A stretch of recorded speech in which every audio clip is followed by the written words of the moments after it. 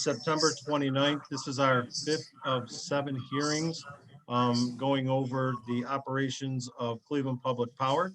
Today's topic is purchase power, our rates, and our energy adjustment charge. Members of my colleagues and members who are watching, I want to let you know that the following meetings held during the COVID-19 emergency declaration will be conducted as a virtual meeting in accordance with Ohio's open meeting law, amended by House Bill 197. The public may observe these meetings on YouTube and on Cleveland Channel 20. For more information, go to the City Council's website. Again, today, September 29th, we're going over purchase power rates and the energy adjustment charge. Next week, we'll be doing the operations of CPP. And then on October 13th, we'll be going over our capital projects. We don't need to call the roll today, but however, I would like to excuse Councilwoman Santana as she won't be able to join us today due to an illness. So, Director, today we have two different portions, two different separate things to go over. The first will be the CPP rates and the energy adjustment charge. And then we're going to go over the purchase power contracts. To my colleagues, I'd like to let you know that we're going to do this on two separate entities. We'll do the rates and the EAC first, then we'll take some questions and open up for discussion from my colleagues. And then once we're done with that portion of it, we'll go into the purchase power contracts. So with that being said, Director. Okay, thank you. Thank you, Mr. Chairman. Catherine Troy will be giving this presentation, but I'm just going to quickly go over some highlights. This rate discussion will outline charges on your CPP's monthly bill that you receive each month, which consists of the base rate, the kilowatt tax, as well as the EAC. We will also highlight the average consumption on a residential bill, looking at summer and winter rates as well. We will also reference the codified ordinances set by City Council, giving the authority to charge such rates. And Mr. Chairman, keeping in mind this presentation is as much as we can disclose, given the fact that we are in pending litigation at this time. And with that said, I'm going to turn it over to Catherine Troy, who will go through the residential rate discussion. And Catherine, before you start, I want to let my colleagues know that if everybody could mute their microphones, we're picking up some background. To my colleagues, both these presentations were emailed out and should be in your box as well as being shared on the screen. So with that being said, Catherine. Okay. All right. So we are focusing on the residential rates. So as per the request from council, the CPP charges, when you look at your bill, there are 3 individual sections on your bill. The electricity charge, which is the fixed rate that CPP charges for each kilowatt hour of power that the customer uses. This is the revenue that's used to pay for salaries, operations, and capital and debt. The second line is the kilowatt hour excise tax. This tax is required by the state of Ohio and charged for each kilowatt hour of power that a customer uses. And then the third is the energy adjustment, which is the charge that CPP uses to recover costs incurred for the purchase of electric power that CPP sells to its customers. When we did the financial position a couple weeks ago, the request was to break out the difference of the charges for services for electricity, energy adjustment, and excise tax, which you can see for the past 5 years from 2015 to 2019 below. This is a typical CPP bill. You can see on the left-hand side shows the meter, shows you the read and how many days were in that read. You can see on the bottom left-hand corner is the monthly usage comparison. So you can see the graph of what this individual customer has used over the course of the year. And then over on the right-hand side, about halfway down is the electricity charge, which relates to the item in the front on slide 2, the kilowatt hour tax, and then the energy adjustment. All those are what gives you your current charges, so you can see them on the bill.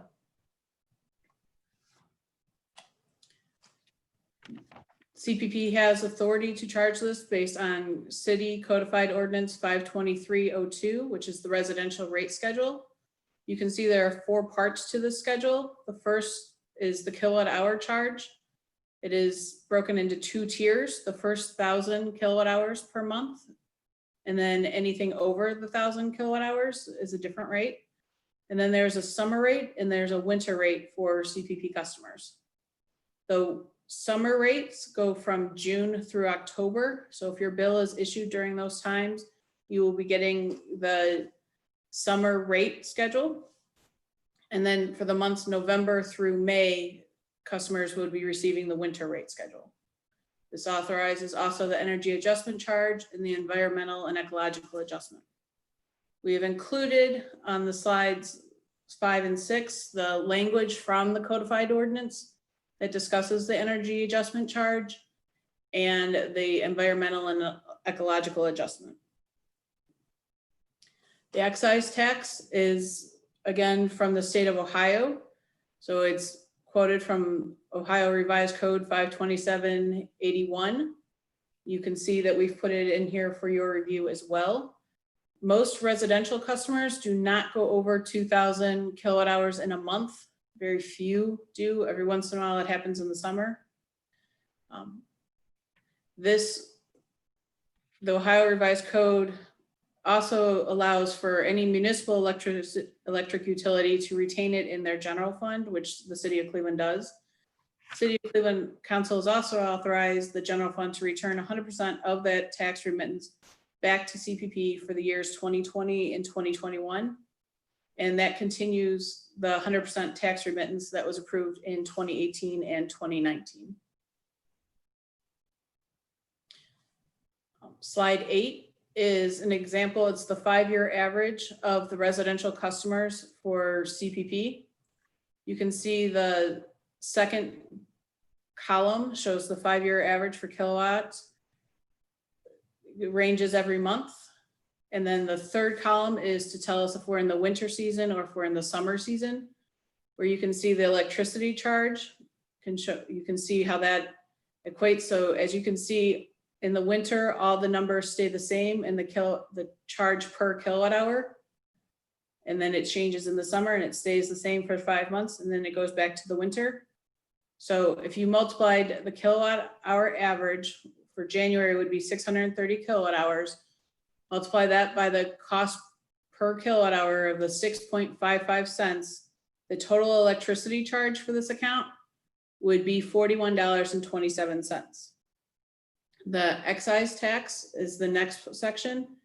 It is 0.465 cents per kilowatt hour. So if you multiply that, it ends up being $2.93 for the month. And then the EAC currently is steady at 7.806 cents per kilowatt hour.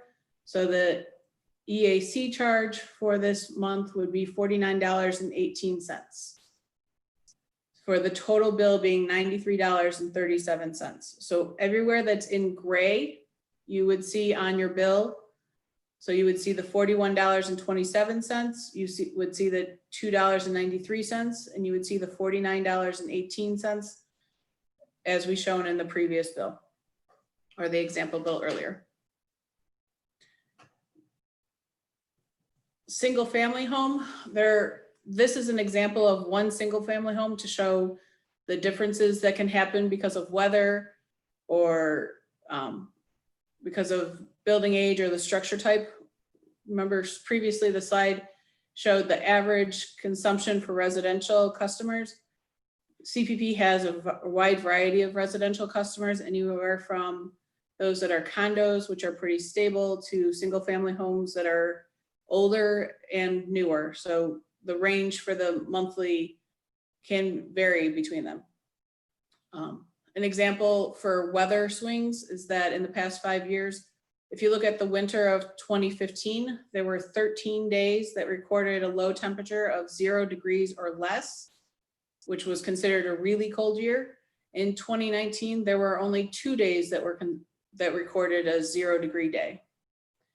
And then in comparison, the summer of 2016, there were 29 days that were recorded high temperatures of 90 degrees or more, which was a really hot summer compared to 2017 and 2019 that had about 9 or 10 days less comparatively. So you can see that those years, the power in this house was definitely less in the summer months. And again, because we have so many different kind of properties that go in CPP for residential, if you have an apartment complex, they obviously use less because they're all combining. They have shared walls and stuff like that. So their air conditioning may be less, their heat might be less, depending on what kind of structure, what appliances or anything else you have in your house that need electricity could definitely change the consumption use. And that is all we have on that. Any questions?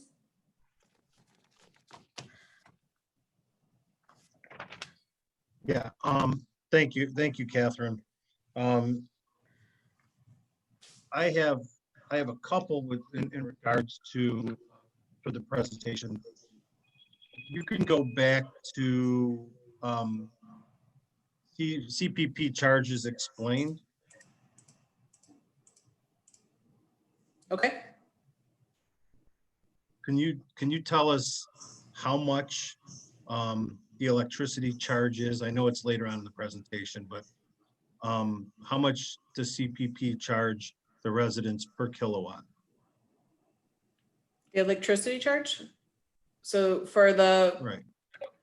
winter months, it is 6.55 cents per kilowatt hour for the first 1,000 and 3.53 cents per kilowatt hour over 1,000 kilowatt hours. And then during the summer, it is 7.74 cents for the first 1,000 and 7.52 cents over the first 1,000. All right, and then can you explain a little further the excise tax that's mandated by the state?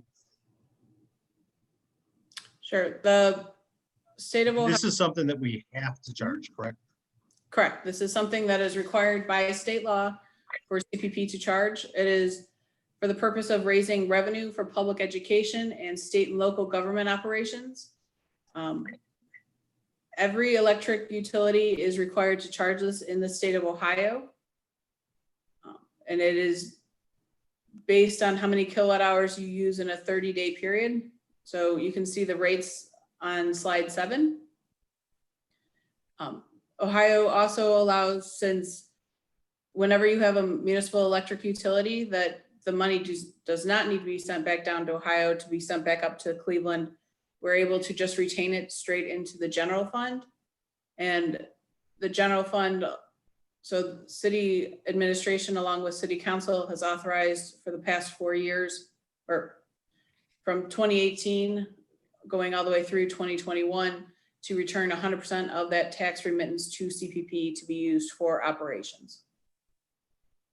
And then do we know how much CPP collected for the years 18, 19, and so far this year in the excise and the tax remittance? The excise tax, tax? yep, that is, if you go back to slide 2, the excise tax in 2018, I believe is the first year you're looking at. The excise tax was $5.4 million. And in 2019, it was $5.2 million. So, and that money goes not to the general fund, but it goes back into CPP, correct? It goes back into CPP based on an ordinance that was approved by council. Okay, and then to the director or maybe Catherine, whomever, does that money go to unencumbered cash? That could that, goes or towards the does that overall go toward operation of the city. operations? It goes to the Of the overall city or operations of CPP? No, CPP, sorry. Yeah, CPP. okay. Operations of CPP. Okay. And then you kind of went over briefly, but if somebody could break down the energy adjustment charge for us, how we come up with the number, and what that energy adjustment charge is. If we could break this energy adjustment charge down to as simple of terms as we could, or as we can. Sure, the power costs, so CPP buys all of their power to distribute to the customers.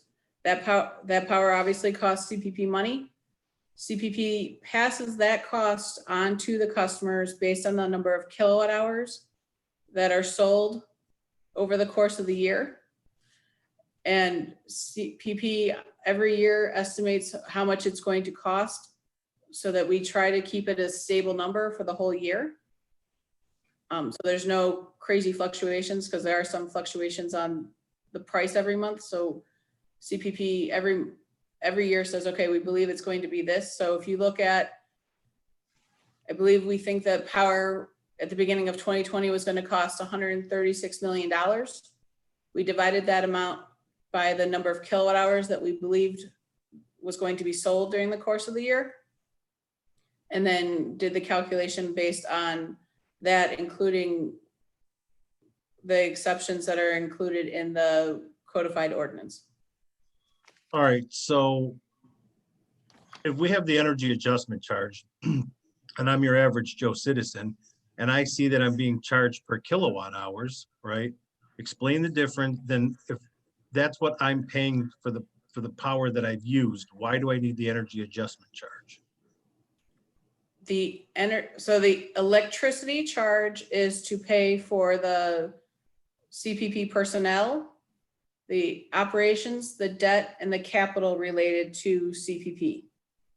The energy adjustment is only those three lines in the budget book, which is the purchase power, transmission, and capacity charges.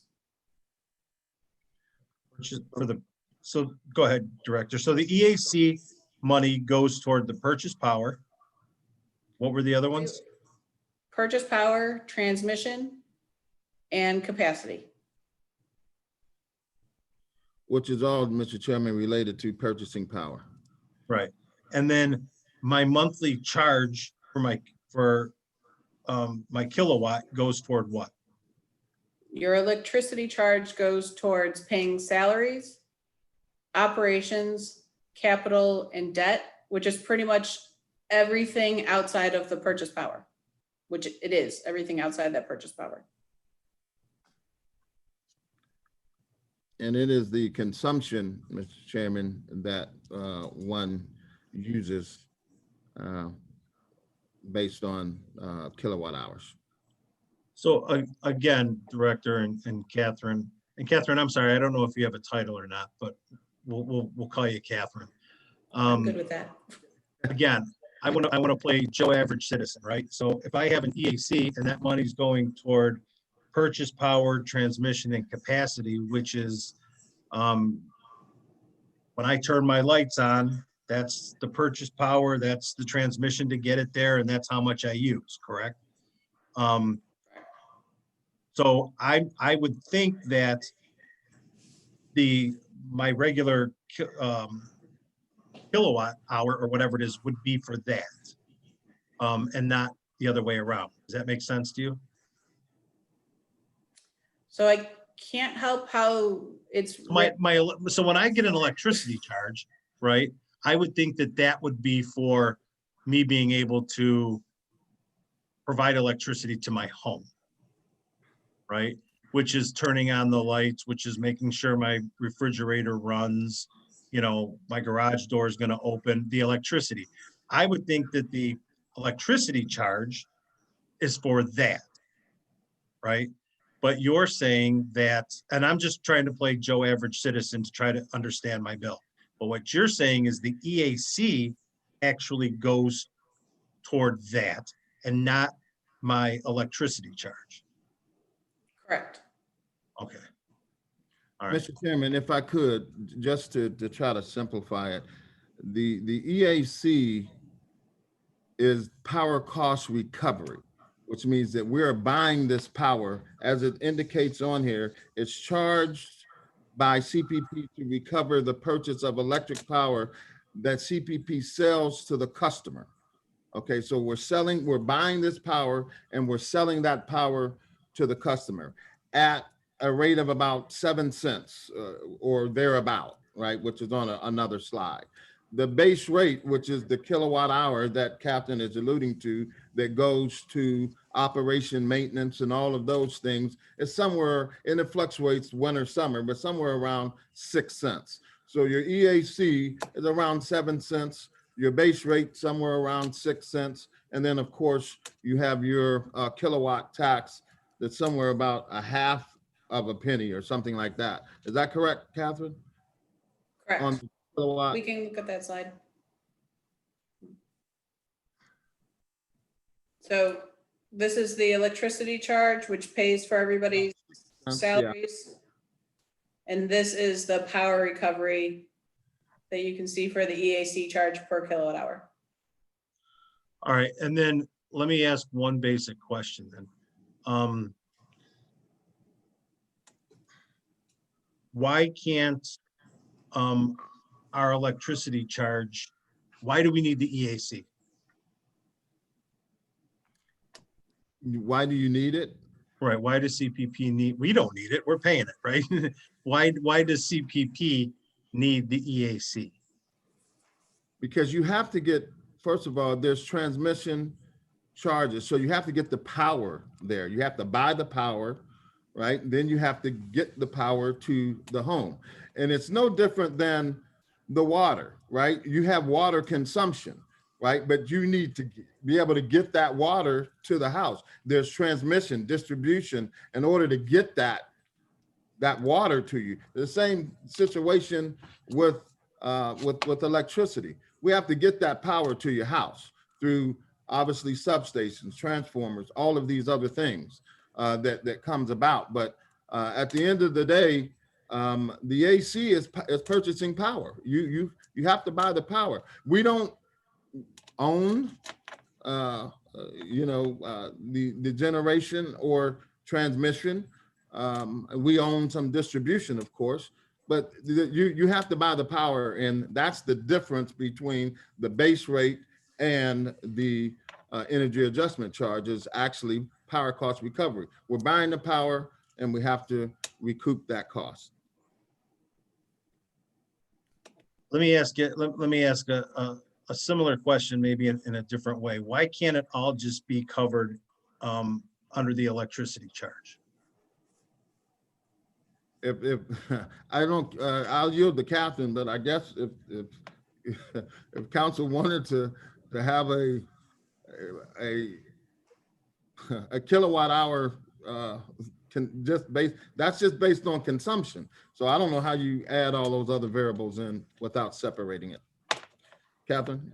Chairman, it is common practice for electric utilities to have a separate charge for the power because power does fluctuate from year to year. If you were to look, there are some years that the capacity charge goes up and for significantly for 1 year and then it goes back down. The idea would be that we would not need to go back to council for something that CPP has no way to control that kind of expense. It is something that is based on the market at any point in time that we are subject to because we are a public utility or a utility. And then my final question is, can you explain to me how you come up with the energy adjustment charge? How is that figured out? Because if you look at CPP bills, sometimes the energy adjustment charge is a lot more than the electric charge. So can you explain how you come up each month with how much you're going to charge customers the energy adjustment charge? Well, the energy adjustment charge, as you can see on slide 8, is approximately 7 cents. And you can see that the base rate or the electric charge per kilowatt hour is somewhere around 6 cents. Mr. Chairman, I think what we need to be clear on, the base rate has stayed the same at that rate for a very, very long time. The power cost has increased over time. And so therefore your energy adjustment charge now is more than your base rate because your base rate hasn't changed in, how long is that, Catherine? In the early 80s. So With the base rate has not changed. The EAC continues to go up because power costs have increased. We have to buy that power. And so now the energy adjustment charge is a little bit more than the base rate because the base rate hasn't changed. And then the energy adjustment charge is based on your kilowatt hours used. everything in an individual's bill is based on the kilowatt hours used. Okay, it's just a different charge. Correct. And I see that the energy adjustment charge does not change like our electricity charge does based on winter and summer rate. No, we try every year to look at what the total cost is going to be of power and map it out so it'll be the same for the entire year. We try to do this so that there's no shocks to the individuals that are paying the bills. So we even it out through the whole year. Okay, so again, the energy adjustment charge doesn't change throughout the year like the electricity charge does. It stays the same throughout the whole year. It is our goal, and we have been able to maintain that for the last couple years. Okay, but it could change. It could if power drastically increased. So if our capacity market changed and we had to pay extremely high numbers, we could, if we needed to make corrections to make sure CPP's financial position is okay, we could change it. Yes. Okay, so like the electricity charge, that's set in stone. You can't touch that. That's how much you have to charge. Correct. We would have to go Correct. back for council approval. Correct. But then the energy adjustment charge hypothetically could go up to 9 or 10 cents based on whatever the market is, or it could go as low as 3 or 4 cents. And that's at the discretion of Cleveland Public Power. Along with knowing what the cost of power and related items are. Correct. Right, but I mean, who actually sets that per month? Is it the director, the assistant director? Do you do it? Who looks at that and says, we need to, I mean, over here, you got your the screen that we're looking at, for the whole month, it stated 0.78, right? Who within CPP sets that 0.78? There is a committee that does it. That is consisted of the commissioner of CPP, several people in fiscal control, the director, and then we provide a recommendation to administration, and then they give the final okay. So the final okay, it's a recommendation from Cleveland Public Power to the administration. Correct. And then the administration gives you the nod, yes or no. Yes. That's correct. All right, that's the questions that I have. I'm going to open it up to questions from my colleagues. Before we do it, I see we're joined by our council president, Kevin Kelly. So council president, if you have any questions or a statement you'd like to make, we'll call Kevin Kelly. Thank you, Mr. Chair. This presentation has been very informative, and I do not have any questions at this time. Thank you. All right, great. Thank you, Council President. All right, we'll move to Councilman Kevin Bishop. Thank you, Mr. Chairman. Mr. Chairman, can you hear? Yes. Okay. Well, Mr. Chairman, I think most of my questions was answered during the section on the energy adjustment charge, but I do have a couple things that I want to ask to give me some kind of clarity on the energy adjustment charge. Now, I heard her say that the energy adjustment charge is kind of determined so you won't have any shocks during the course of the year when it goes up and down. Okay, so I heard her say that. I heard Catherine say that. But my question is, over the years, from year to year to year, maybe on the last 5 to 6 years, has the energy adjustment charge changed? And if not, why hasn't it changed? And let me say this before I ask that question.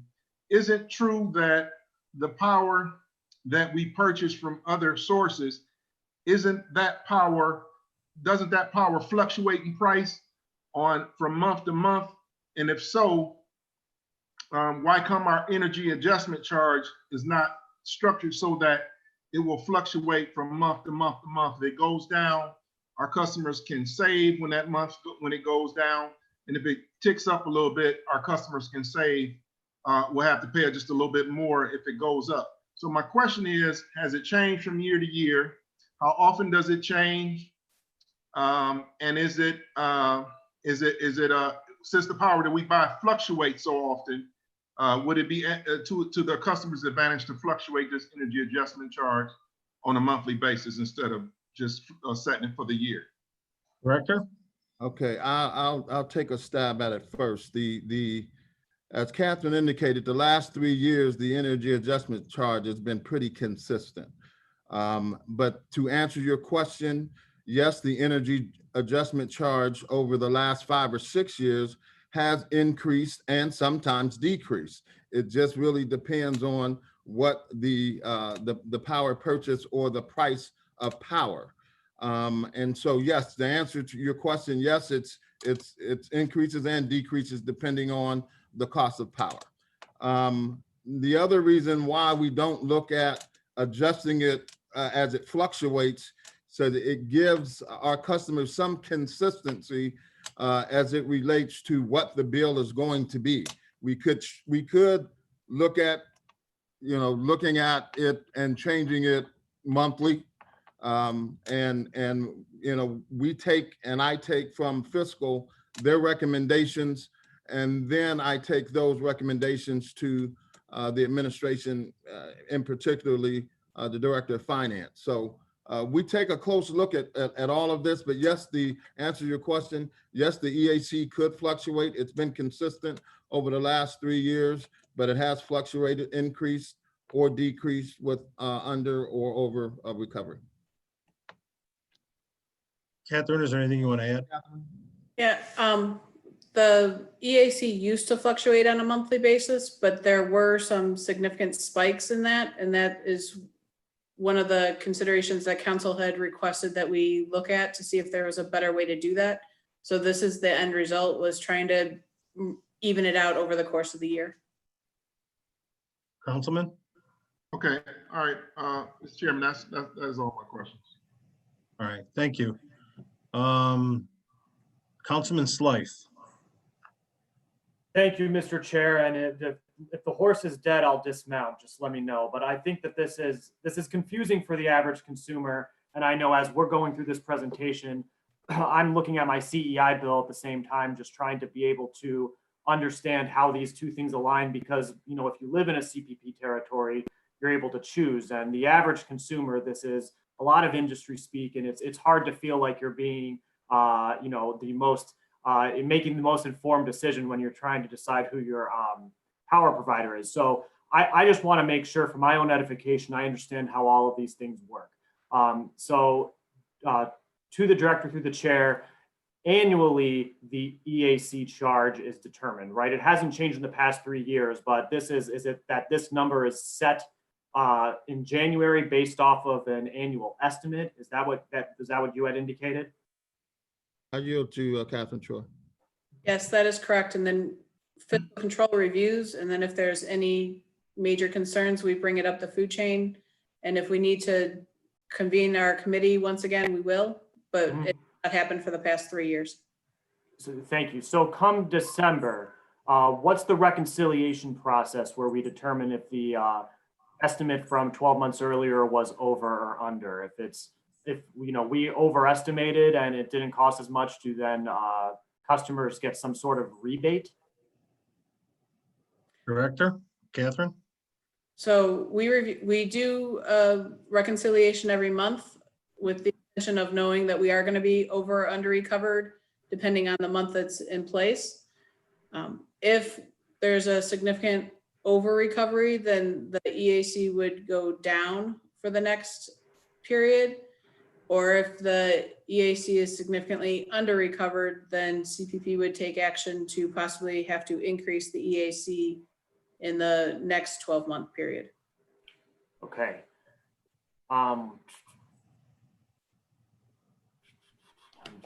Just lost my train of thought. The committee that sets the amount, is that amount based on actual purchase cost? Is it 1-to-1, or is there some sort of administrative charge on top of this that is, that CPP levies to increase it more so than what we're buying it for, buying the power? Does that make sense? The EAC, Is it estimated to be 7.8 cents at cost, or is it somewhere below that? And then there's been a fee that's been tacked on top of that for, administrative review. this is for the power, knowing that we had under recovery in prior years that we are still recovering in 2020. Okay, but there's no administrative fee on top of that. We are anticipating that we will be purchasing directly at 7.8 cents per kilowatt hour. That is correct. Okay, thank you. And I'll save the rest of my questions for the second part of the presentation. I just think it's important to understand the EAC, since the bigger question about our purchase power is really what informs this number. And just by looking at my CEI bill, it does seem that their version of the EAC is a couple cents lower. So it really is the critical piece of this puzzle, it seems, Mr. Chair.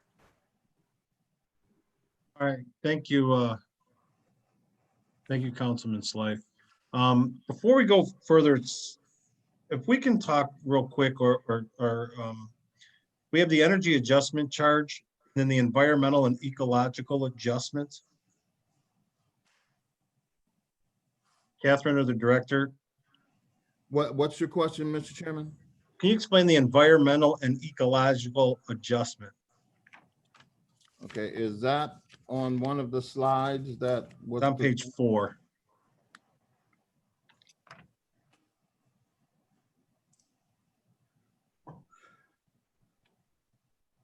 Very bottom.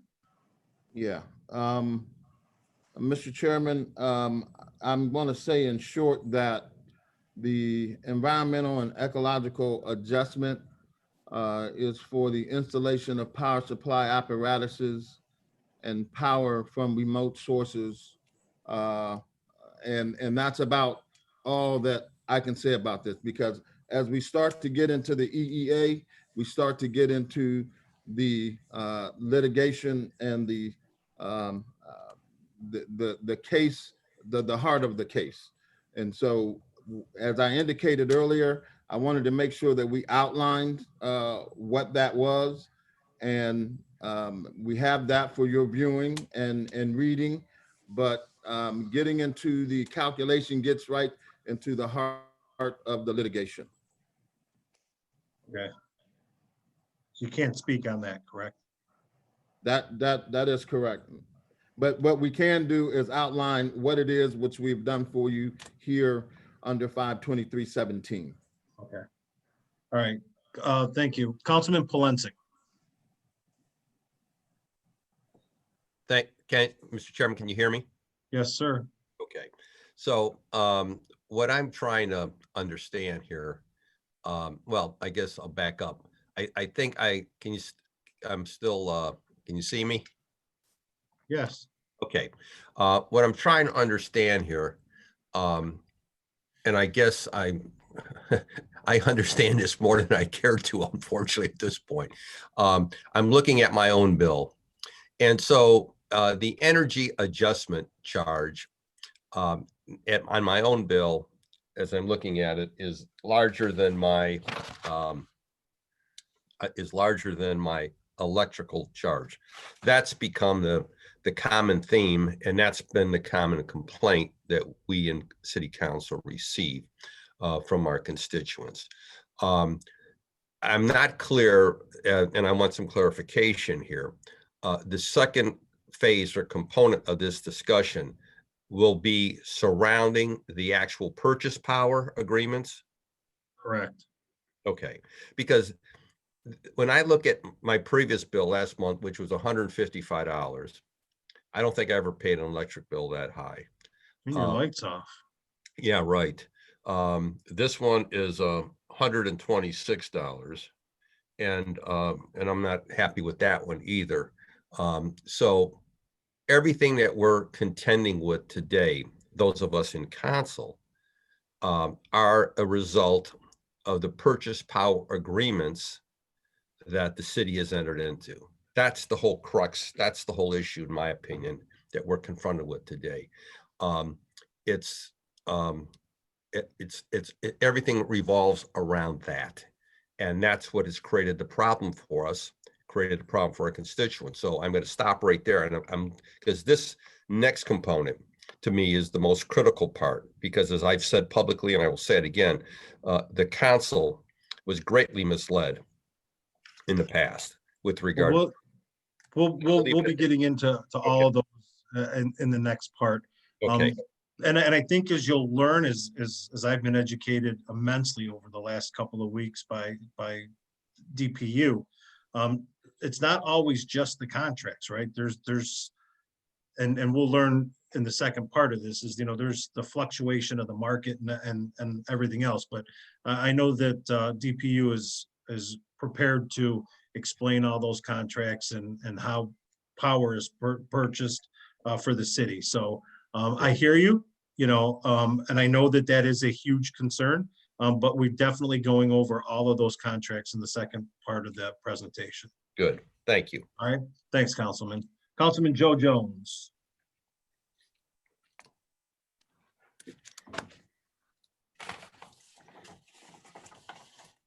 Councilman Joe Jones. Mr. Chairman, I know a lot has been covered. And I know on the next part, we're going to be Councilman, you're breaking up. You're breaking up, Councilman, and we can't understand you. Already the redacted process of the study that was.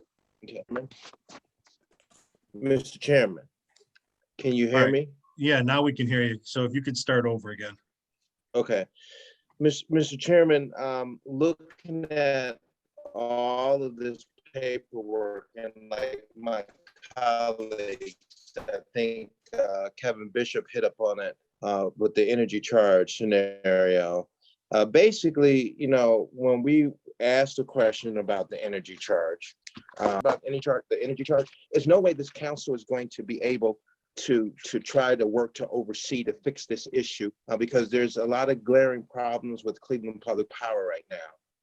And we have to be like transparent and open to the public. When I looked at the study that you gave me, there was a lot in that study that showed the redactions and I think the argument was that it was trade secrets to redacting this report. And then when I started looking at it, I didn't see anything that was a trade secret. And so I don't know if we talked about that or went through this issue of trade secrets and what is a trade secret and what isn't a trade secret. Have we, Mr. Chairman? Councilman, we're talking about rates and the rate study. You're referring We're to going to get to that. Hang on, if you're talking about the new gen study, the unredacted version was released. You should have gotten a copy. It should be in your. I got that. Right.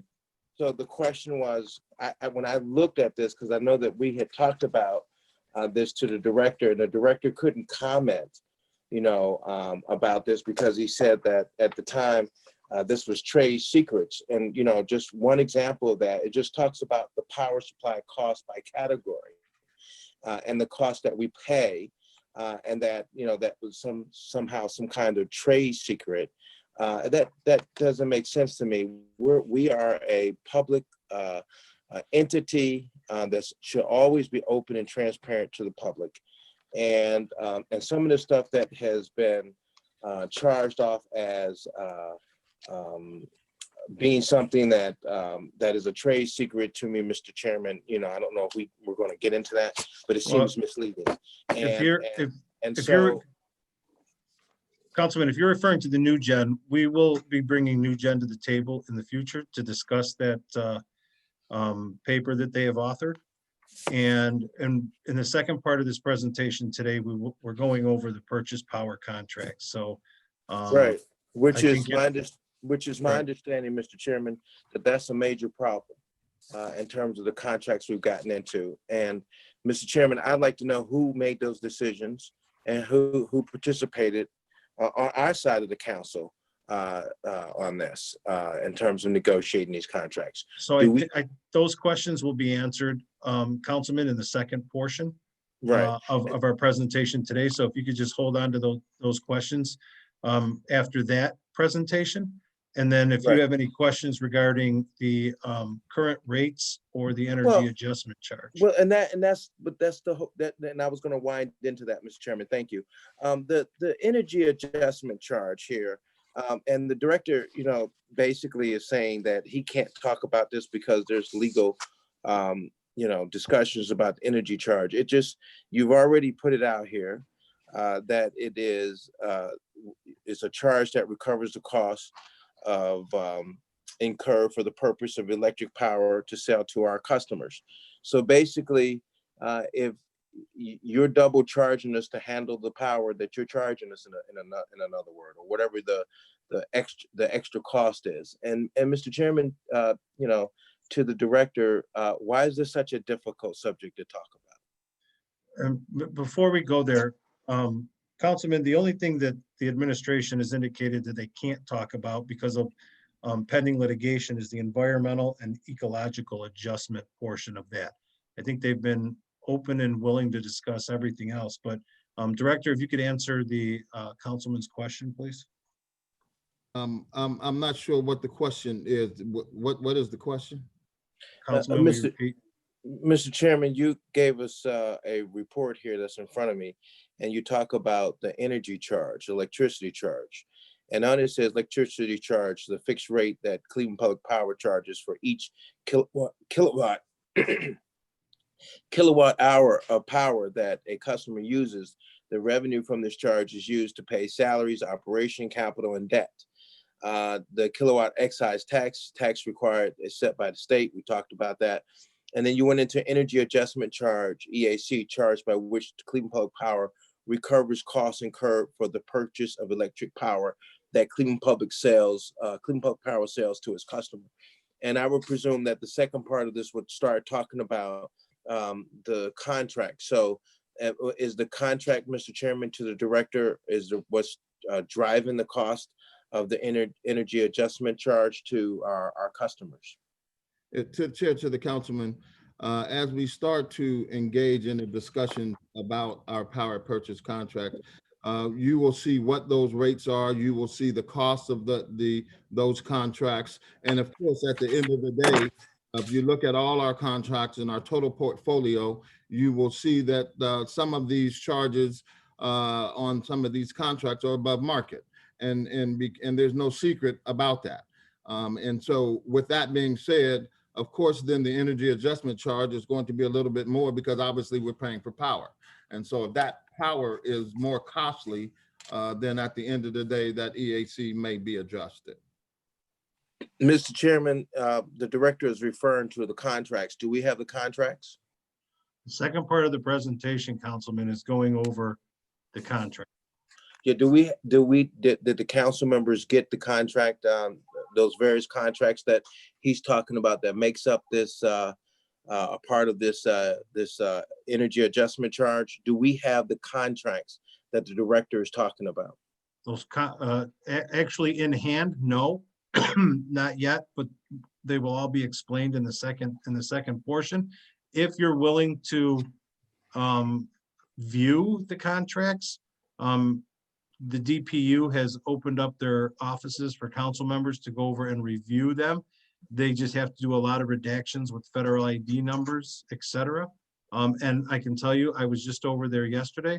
Some of those contracts are thousands and thousands of pages long. If you're willing to go over and review those, Councilman, I'll go over there with you so that we can do it. But it's just a matter of how are we going to get, a 2,000-page contract in the hands of the council. That's what we're in the process of figuring out. DPU and myself are working together to make sure that we get all those contracts in hand. Mr. Chairman, one of the things that would really be helpful, do we have a group that can to assist us as relates to our people on our side being able to look at all of these contracts, make sense of some of the language that's there? Because, Mr. Chairman, if we don't if we're going to talk about the contracts and we haven't had an opportunity to review the contracts, it just defeats the purpose. And I just think that, Mr. Chairman, erring on an abundance of caution here, we should have a group that can get through that information that the director has and get that information to us. We are charging a lot. I'm here like my colleague, Mike Polensik and others, and I'm looking at my adjustment charge, and I'm paying more on my adjustment charge than I am for the electricity that I use. And Mr. Chairman, that's not a good look for us. And so looking at those contracts are going to be significant and important. And where do we have the breakdown? Because we got a situation now where those contracts are going to financially obligate this utility in such a way where it may wind up being a ball and chain on our city. And so, If I can interrupt. With that being said, Mr. Chairman, because we don't have that, or do we have that, is the question. Okay, let me just say something that hasn't been said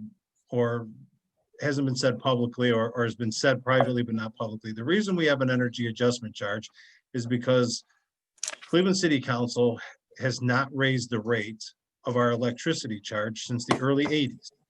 The price of electricity since the early 80s has increased. But because nobody has taken action, and nobody, meaning the administration, DPU, Cleveland City Council, et cetera, has taken action to raise our rates within 30 years, we still have to survive. At that point, none of us were on, or maybe some of us were on council, back in the 80s when that was last raised. But this is part of everything that we're going through today, right? Or over the previous 5 weeks and in the upcoming, 7 weeks, is that people need to start understanding CPP, why we charge, and how we're getting there. Today, we're explaining why we have an energy adjustment charge. Director, correct me if I'm wrong. We have an energy adjustment charge because the rates have not been increased since the early 80s. Well, Mr. Chairman, we have an energy adjustment charge because it's the cost of it's power cost recovery. So we have to buy the power. Right. But the energy adjustment charge has outweighed or is more than the base rate or kilowatt hour rate because the power cost has increased over time and the base rate has stayed the same. So that's not why we have an energy adjustment charge, but that's why the energy adjustment charge is a little bit more than the base rate. And if I could, Mr. Chairman, if we could indulge council just to take a look at this presentation and about our power purchase and the state of our power purchase agreements. Then if they have more questions after that, because there's a lot of information contained, and I would ask for council's indulgence during this presentation because it is a summary of everything that we can put together regarding all of our contracts in terms of a summary, but not the actual contract itself. So you're going to get a lot of information out of this. Right, and I concur. I've read the presentation. I've went over the presentation. I believe that the next presentation is going to answer a lot of those questions or bring a lot of light onto those. So, Councilman, do you have any other questions regarding the rate or the energy adjustment charge? Or, currently, but previously to that, I did state that we have an energy adjustment charge because we haven't raised the rates. We would probably have an energy adjustment charge. We just wouldn't have one that is at the rate that it is if our electricity charge had been following the cost of our purchase power all along. Is that more correct, Director? Yes, Mr. Chairman, but we would have, again, an energy adjustment charge no matter what. Right, but it wouldn't doesn't maybe be substitute as high as it one is. for the other. It would just say that the base rate at this point may be more than the energy adjustment charge and not the other way around. Right. Okay. Councilman Jones, any other thing on the rates or the energy adjustment charge? Yeah, well, Mr. Chairman, still on this, with this in alignment with this, my questions are talking about the various different energy suppliers to us. Okay, so that's And- that's the second part of today's presentation. Okay. All right, so then we're not gonna get into that right here, right now, until we get to the second part. I see. Exactly. Okay, so exactly. then, All right. so right now, we're just talking about the portion which is the residential rate discussion.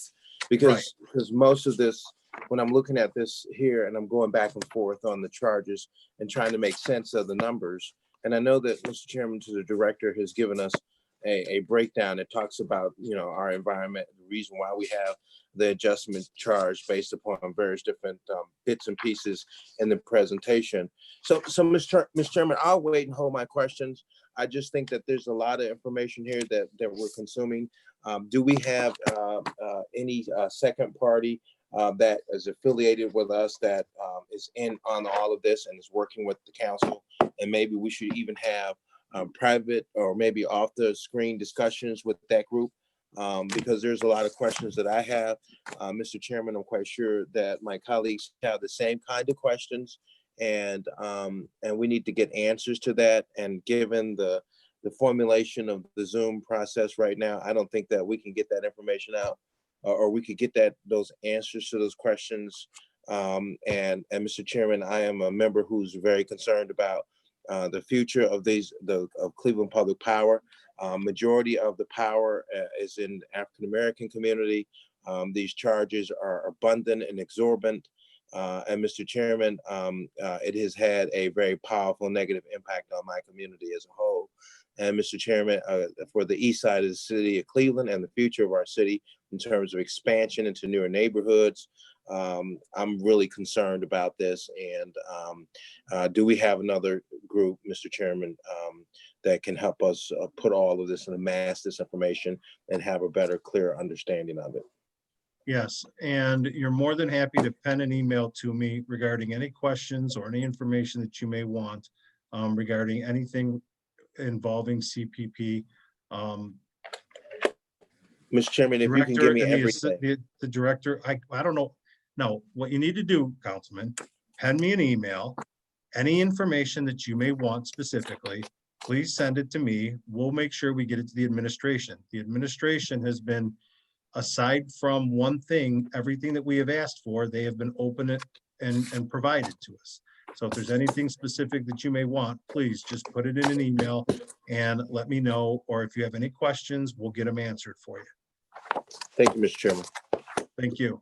Councilman Polensek, did you have your hand up regarding one more thing before we move on to the second part of our Yes. presentation? Yes, I did. Can you hear me, Mr. Chairman? Yes, sir. I You muted yourself, Mike. okay. Can you hear me now? Yes. Okay, I just want to caution you, Mr. Chairman, because I think the way you phrased this was raise questions. At no time, and I want to make it very clear, as I said earlier, at no time, because you went back that somehow that council did not act as it pertains to rate increases. I want to make it clear, I was here during that period of time. At no time did any administration come to us with any pressing issue or concern over the base rates of Cleveland Public Power. I was here. Nobody on city council's an electrical engineer. So we take the administration's, their input at that table, their recommendations at the table. And so I can tell you without any fear of contradiction, at no time did this body collectively block any request from the administration that was reasonable. I'm not aware of it. Someone's got to document and show me where the council blocked rate increases based on legitimate information. We didn't do it. So I'm not. I want to make that clear. Council's not going to wear that jacket. Right, and I was just speaking, Councilman, in general, right? Okay. That nobody has The administration hasn't come to us, DPU hasn't come to us, and we haven't raised anything. So I wasn't blaming anybody, right? No. I was just making a blanket statement. Okay. But you're right. I mean, you have been here a heck of a lot longer than I have. And nothing's come since I've been here. And Right, any, but I was just blanket statement You that, know. look, wherever it were, for whatever reason, it hasn't been touched since the early 80s. okay, and I appreciate that clarification, Mr. Chairman, because I know you want to get the facts out. But, you know, we based historically council action based on recommendations and based on factual information from the administration. Or what That's you think fair. is factual information. What we thought was factual, right? That's why I go back to my previous comment about being misled. But the fact of the matter is, whether it be water, water pollution control, CPP, when the administration was able to lay out at the table the need and document the need, I'm not aware of a case where the council did not act. I'll leave it at that point. Thank you. Okay. Point well taken. All right, seeing as we have no other questions regarding our rates or the energy adjustment charge, we're going to move on to the purchase power contracts. Director, I'm assuming that you guys have a presentation on this. I know that one was emailed out to all the council members, but you also have one to share on the screen, I'm hoping. So if we can move into the purchase power contracts. Yeah, thank you, Mr. Chairman, and we'll try to get this on the screen for you as well. But I want to say, Mr. Chairman, that CPP has a very diverse portfolio, ranging from natural gas to coal to wind to hydros to bio. In terms of renewable energy, we have reached council's goal of 20% renewable energy by 2020. With the understanding that some of these renewable energy contracts are above market. Make no mistake about that. In addition, we'll be looking to reach council's goal of 25% by 2025 in the effort to be environmental friendly and reduce our carbon emissions. And with that being said, there's a cost associated with keeping the environment safe. The goal of CPP at this point is to reduce our overall portfolio costs by negotiating with AMP, as well as looking at contracts that will expire and replacing them with less costly market purchases now available. So with that being said, Mr. Chairman, this is a comprehensive, robust presentation with a lot of energy and effort that's gone into it. And so I'm going to turn it over to Chris Williams, who will get in detail on our total portfolio as it relates to clean public power and purchase power agreements. And before we do that, Director, I need you to do me one favor. I understand it, but if you could just, in a nutshell, explain AMP, who they are, what they are, because we're going to be talking about AMP a lot, right? And I just want to make sure that for my colleagues or anybody watching that they understand what AMP actually is. Okay, Mr. Chairman, if you would, I'm going to yield to AD Kane, who sits on the board of AMP, to try to put that and summarize that for you. All right. AD Kane. Thank you, Chairman and Director. So AMP, previously known as AMP Ohio, has the purchase, they're the entity by which a number of municipally owned utilities across multiple states, including Delaware, Michigan, Indiana, Ohio, go through to enter into the purchase power market or generation ownership market.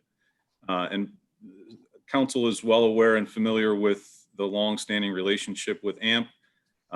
But I think after the presentation, you'll have a better understanding as Chris goes kind of line by line and contract by contract to get a better understanding of who they are and our relationship with them. And with that being said, Director or AD or Chris, whoever's going to be doing this, a lot of the council is new, right? A lot of the council was not around when these contracts were signed. They didn't get the information at the time and we're just dealing with this now. So as a matter of fact, looking at our list here, there's probably just two people who are probably on council when AMP came to us for the purchase agreements that we're going to be talking about. So I'd really like to try to keep this as basic, but as educational as possible, so that the newer members or the members who weren't around at the time are able to follow along and understand it. Very good. Good afternoon, Council. Mr. Chairman, we're going to go over the state of purchase power for Cleveland Public Power. By the way, this is Chris Williams. Okay. Yeah, Chris Williams, I'm Manager of Energy Markets for Cleveland Public Power. Starting on page 3 here, you'll notice that we have our existing generation resources from 2019. This is a mixture of generation contracts, block energy contracts, and market purchases. In the top section here, you can see all the generators that we contract with, such as Fremont, Prairie State for coal, all the hydro contracts, our bioenergy, our wind contracts, so on and so forth. And then below that, you can see our purchased capacity blocks. And on top of that, we also make purchases off the PJM market as well. So generators, block energy contracts, and PJM market purchases are how we build our portfolio. On the top right, you can notice our renewable energy portfolio standard of 15% by 2015, 20% by 2020, and 25% by 2025. I'm happy to report that in 2019, we met that 20% renewable goal. Also, CPP does offer energy efficiency programs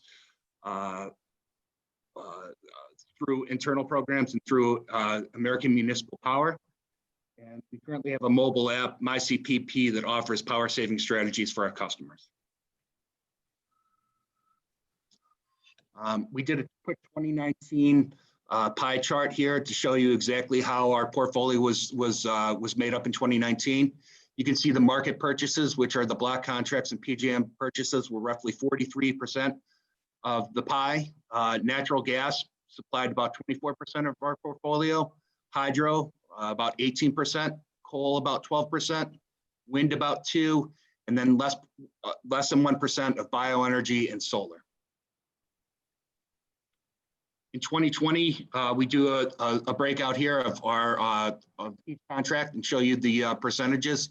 So you can notice that Fremont, the AFEC plant, is roughly 25% of our 2020. Prairie State is our coal contract, about 12%. Blue Creek is wind, about 2%. Brooklyn Solar is less than 1%. We have a block energy purchase with BP of 20 megawatts on a 7 by 24-hour basis. That's about 10% of our portfolio. A NextEra block is 21% of our portfolio. We have a slight AEP block, which covers our peaks during the summer and winter. And also a Morgan Stanley block at 9% that falls off at the end of this year. You can see that the net market is our PJM purchases, which are about 2% for the year. NYPA is our hydro contract with our neighboring states. That's about 4%. The AMP combined hydro, which is Hamilton, Smithland, and Willow Island, is about 11%. The Meldale Hydro project provides about 3% of our portfolio, and the Greenup Hydro is about 1% of our portfolio.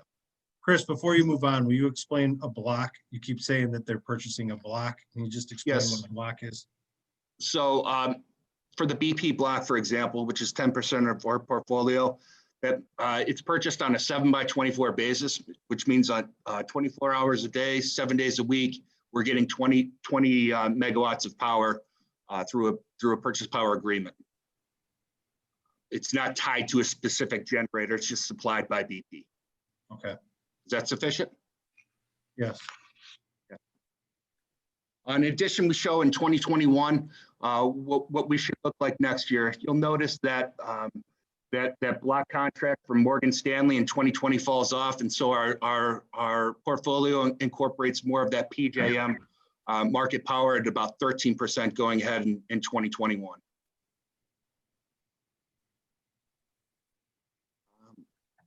high overview of our power supply, CPP has developed a diverse mix of power supply resources. We obtain a significant portion of our power through short-term, intermediate, and long-term contracts, and we use a variety of wholesale market-based suppliers.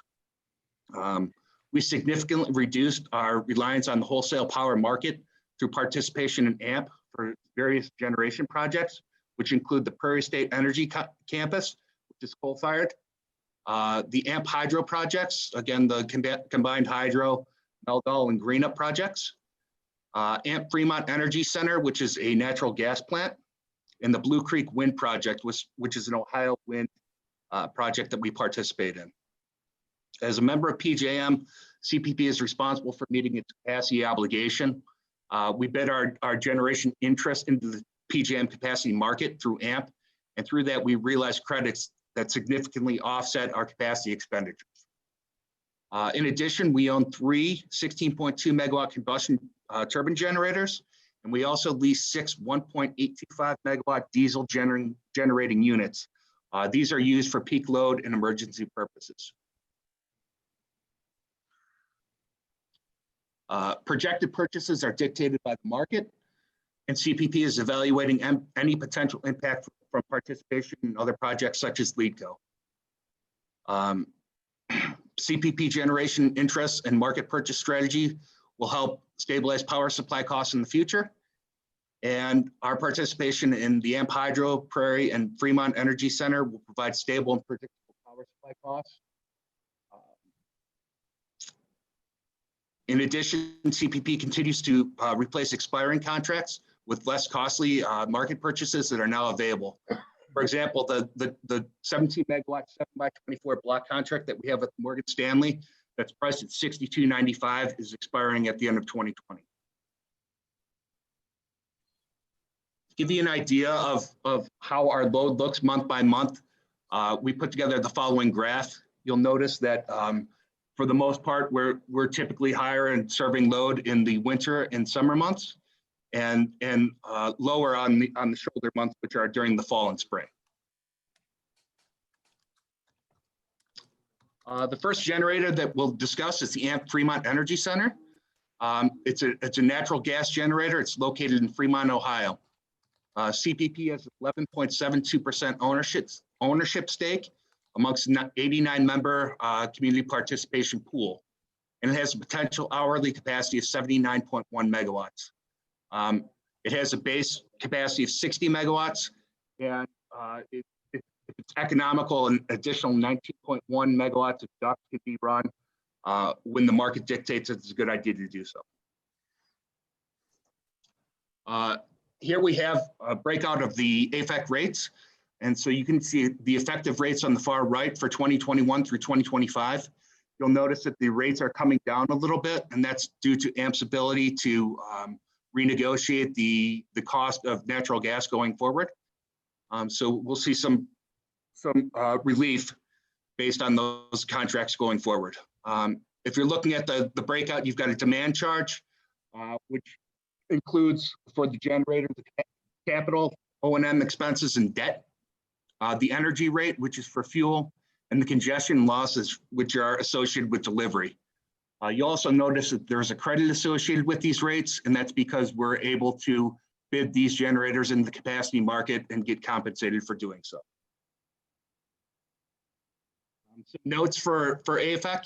AMP just completed the gas turbine optimization program at the end of 2019, and this will slightly increase the power output and decrease the heat rate, which makes the plant more efficient going into the future.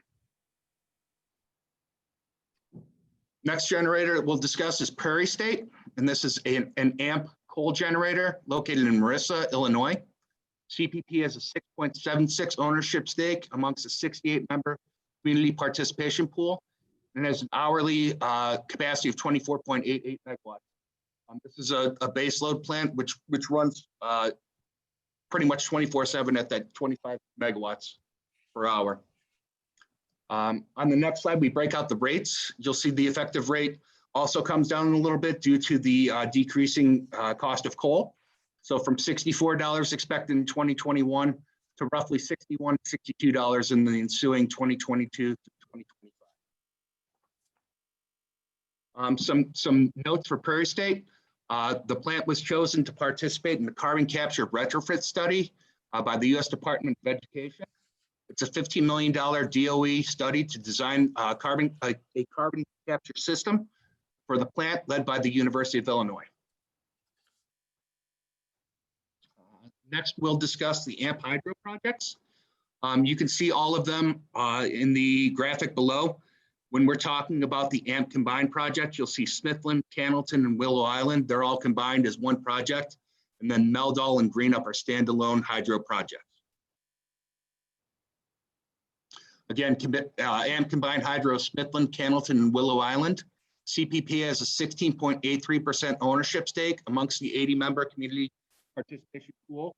And has a potential hourly capacity of 35 megawatts across all 3 units. The rates are listed here below, from 179.69 in 2021 to roughly in the 150 to 157 range in 2022 through 2025. As you can see, a lot of that is driven by the demand rate. Again, a rate that's associated with debt, capital, and O&M expenses. Another hydro that we participated in is Meldal. The Meldal project is located in Foster, Kentucky, along the Ohio River. CPP has an 8.57% ownership stake amongst 48 members participate in Meldal, and has a potential hourly capacity of 9 megawatts. You'll see that these rates are decreasing as well from 2021 in the $104 range to roughly $90 to $93 in the out 2022 through 2025 years. Again, the demand rate is driving these higher prices, again, to pay for capital, O&M, and debt. The last AMP hydro project that we participated in is the Greenup project, which is located in Franklin Furnace, Ohio, along the Ohio River. CPP has an 8.57% ownership stake amongst the 48-member community participation pool, and it has a potential hourly capacity of 6 megawatts. You'll see that the rates are anywhere between $86 and $99, depending on the year. Some AMP Hydro project notes. All of the AMP Hydro projects are now mostly demand charge-driven rates. Again, they're going to be paying for the capital, O&M, and debt, which means that the output will affect the overall average cost. So we really root for higher output from these projects because it means lower average cost for our customers. Blue Creek. Blue Creek is a wind generator that we participate in through AMP. It's located in Van Wert, Ohio. CPP has a 19.2% ownership stake amongst the 49-member community participation pool. It has a potential hourly capacity of 10 megawatts. The rates are below. It's mostly an energy rate, so you'll see 48.71 in 2021 and 54.14 in 2022. And the contract ends in the middle of 2022. Some Blue Creek wind notes. Contract is due to end June 30th of 2022. It affords CPP the opportunity to identify a more affordable replacement source of power if it's available. And it's an opportunity to find a consistent renewable source in order to serve our peak demand. Another hydro that we participate in outside of AMP is NYPA. NYPA consists of 2 generators in New York. The St. Lawrence PPA is valid through April 30th of 2032. And the Niagara PPA is valid through, until September 1st of 2025. We can expect the Niagara cost to be going up slightly due to a life extension, modernization, and controls upgrade program in the future that they're implementing, which will be folded into essentially their demand rates. Future participation may cause a reallocation amongst the neighboring states with the Ohio share of the NYPA power splits. All things that we're monitoring through negotiation. Another generator that CPP participates in is the Collinwood Bioenergy. This is a bioenergy plant that's local, and they're also a CPP customer. This purchase power agreement is valid through August 17th of 2031. We also participate in a CMHA program called CV Kinsman. It's a solar array of approximately 1 megawatt capacity and 4,256 235 watt modules located at 8120 Kinsman Road in Cleveland. Again, this is a partnership with the Cleveland Metropolitan Housing Authority, and CPP is obligated to purchase the solar output. This contract ends November 7th of 2031. We discussed briefly block purchases in the past. NextEra is one of the block purchases that we have, and this contract expires at the end of 2024. This block purchase was made to support Medco, and it was purchased at $31.20 and is delivered at the CPP aggregate, which means that we don't pay any applicable congestion and losses associated with the delivery. It's all bundled into that price. The next block that we have is the BP block purchase. This is used to serve our capacity expansion customers. It's a 20 megawatt 7x24 block that's started in 2020 and lasts until December 31st of 2027. It was purchased at $31.89 and again was delivered at the CPP aggregate. Again, we're not going to be paying any applicable congestion losses. It's all bundled into that price, thus eliminating any of the risk associated with congestion loss. An extension of this block was also obtained. It starts in 2028 and goes through June 30th of 2031, priced at $31.17. So this allows our sales team to have cost certainty for our capacity expansion contracts through that term duration. And also comes with a little bit of a discount from the existing $31.89 that we're paying. Other block purchases. Through the end of 2020, CPP still has a block purchase that was through AMP, the 17 megawatt 7x24 block, priced at $64.89. So as that falls off, we'll be able to incorporate market purchases that are more in line with our current block contracts, which are in that $30, $31 range. So we also this year purchased a variable block contract that covers anticipated summer and winter peaks, priced at $40.35, and that falls off again at the end of the year. When we talked previously about the EAC, we talked about all the costs for our generation, but also included that was the installed capacity and transmission charges. So for capacity, PJM's main concern is to keep the lights on. In order to do that, they construct these capacity auctions, which is an auction process for generators to bid in to make sure that they can serve any kind of peaks associated with the PJM territory, which goes anywhere from Chicago all the way to the East Coast, Washington, D.C., New Jersey area. So it pays generators to be available for emergency performance, and it sets a price for the load 3 years into the future. It's also important to note that members receive capacity credit for our generation resources. So for all the generators that we have through AMP, we bid those into the capacity auction, and we've received revenues that decrease our overall rates. In addition to the capacity charges, there's also transmission rates. So CPP's 2020 transmission rate is $5.07 per kilowatt month. Transmission rates are assumed to increase 10% annually through 2021 and settle around 2.3 annually due to FirstEnergy's continued spending on their transmission assets. It's passed on to load serving entities like CPP. With that, I'll conclude our presentation and open it up for questions.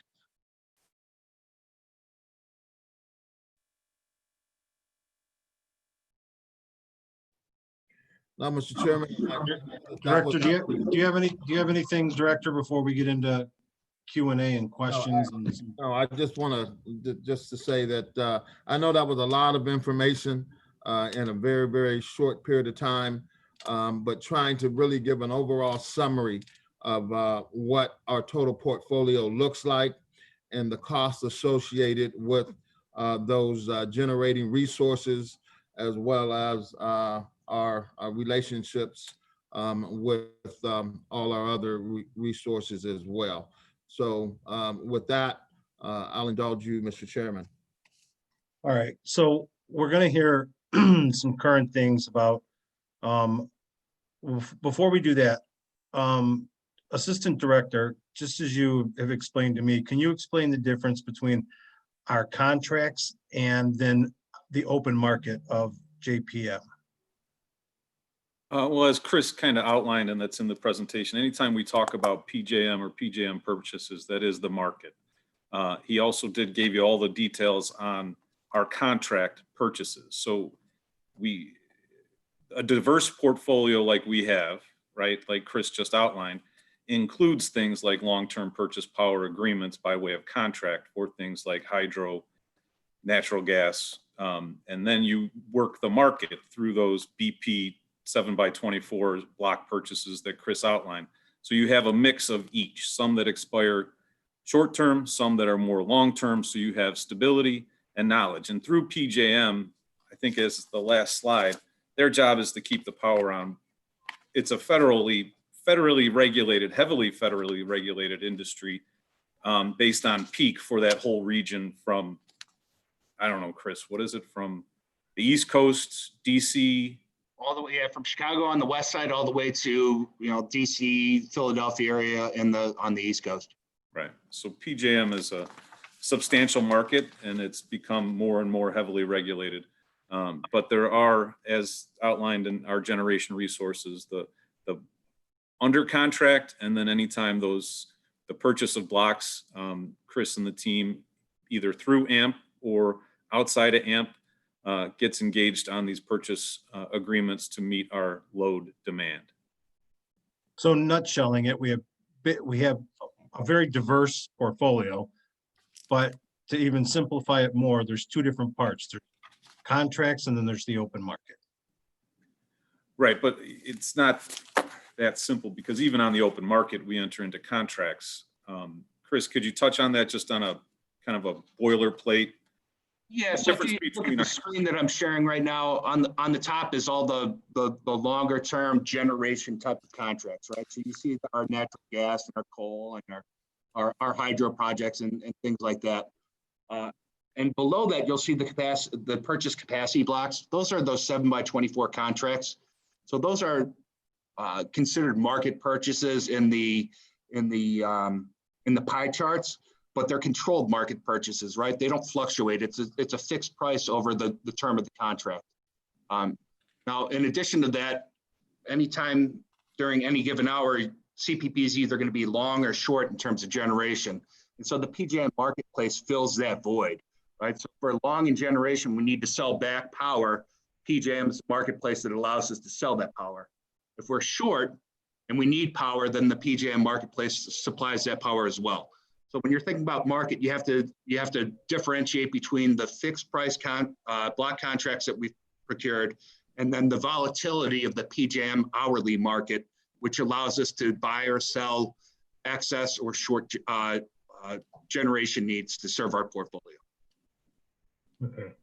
And I'm going to assume just from questions that I've received that a lot of the questions today are going to evolve around the AMP contracts, right? So if we could just go back a couple of years and how we became a member of AMP and how in the presentation we own certain percentages of these plants, these buildings, these generators, how we became part of ownership of AMP. AD? So how we became ownership of some of these generation projects through AMP, the relationship with AMP. So AMP, like I said, it's 9 states, municipally owned power companies, not investor owned, right? So in order to pool those resources and those customer bases in order to engage in generation of power, transmission of power, council and the city of Cleveland engaged with AMP in these various projects at various times. So that's how it came to fruition. Again, we had goals for renewable energy. We had a market in the early 2000s that was much, much different than it is today, at which time the city engaged with AMP to meet the needs of our customer base by way of energy purchase, generation, consumption.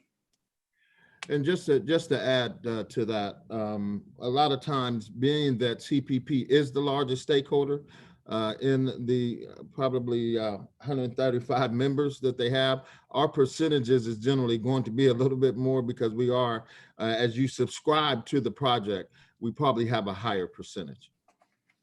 All right, so for example, where it says AMP combined hydro, CPP has a 16.83% ownership stake.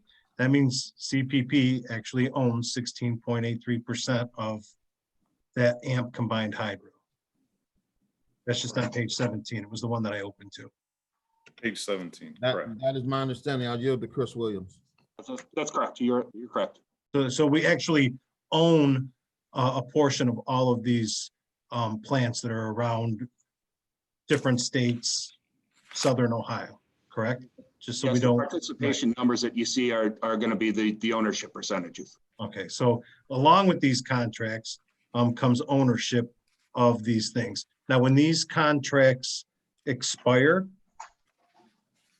are we still owners?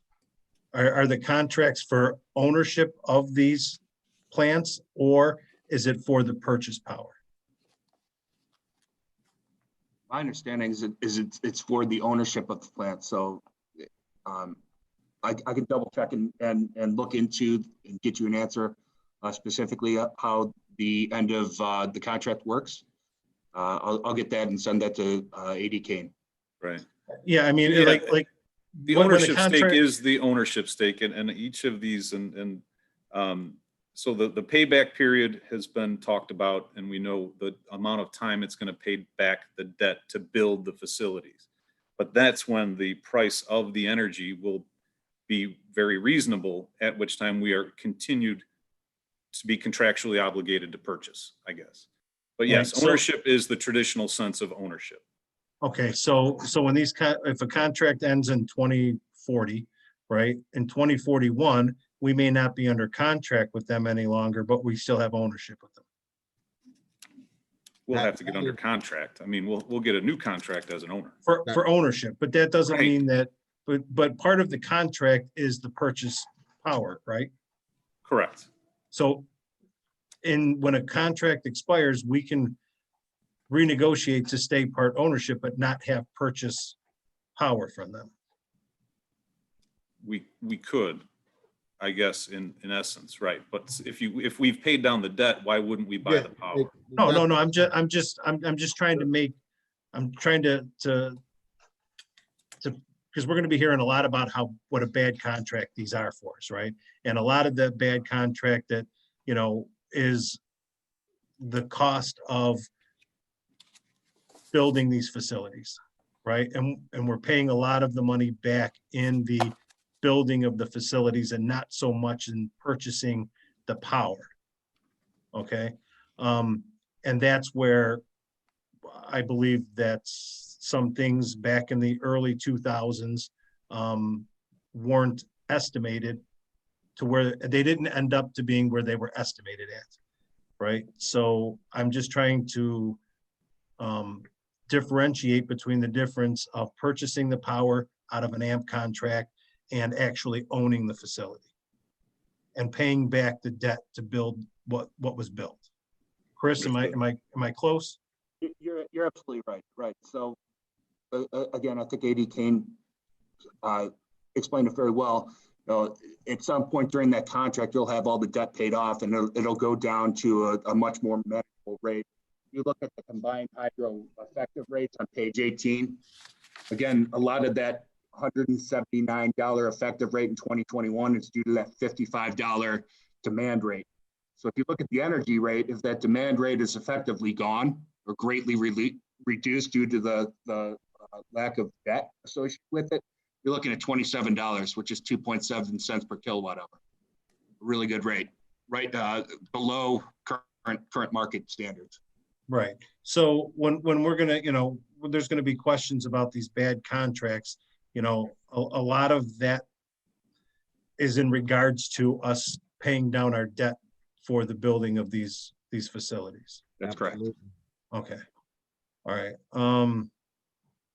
Can anybody answer, does anybody know, why there was such a high over cost in building these facilities? Very difficult to answer, Mr. Chairman. So we don't know why. Which For example- facility, could you be specific on the facility? Are you talking about AMP Hydro, the combined hydro? The Prairie State, okay? They came in, increased by $1 billion, to build it, right? When, the original cost was $4 billion, it cost $5 billion. We're on the hook for that, not only the 4 billion, but now the $5 billion to build. Did AMP ever explain the over cost in building some of these facilities? I don't have that, Chairman. I mean, I don't have it in front of me in the presentation. Okay.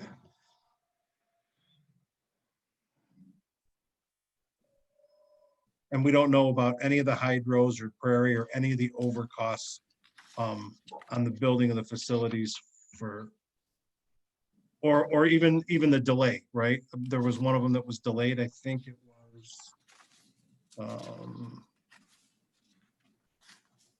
combined hydro project that was delayed so long, but I'm going to assume that AMP has never explained their over cost or they're delayed in building facilities. Yeah, I don't know if I'd assume, Chairman. I think if you would share with us what you're looking at, then maybe I could respond. Or we could respond off of YouTube. I don't know. All right.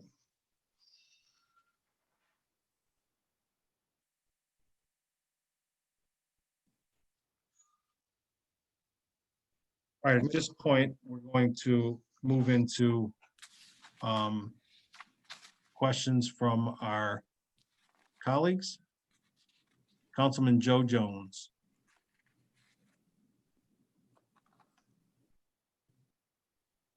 Hey there.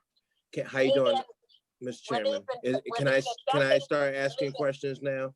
Hold on, Okay. somebody's not muted. I think we're good. All right. Go ahead, Councilman.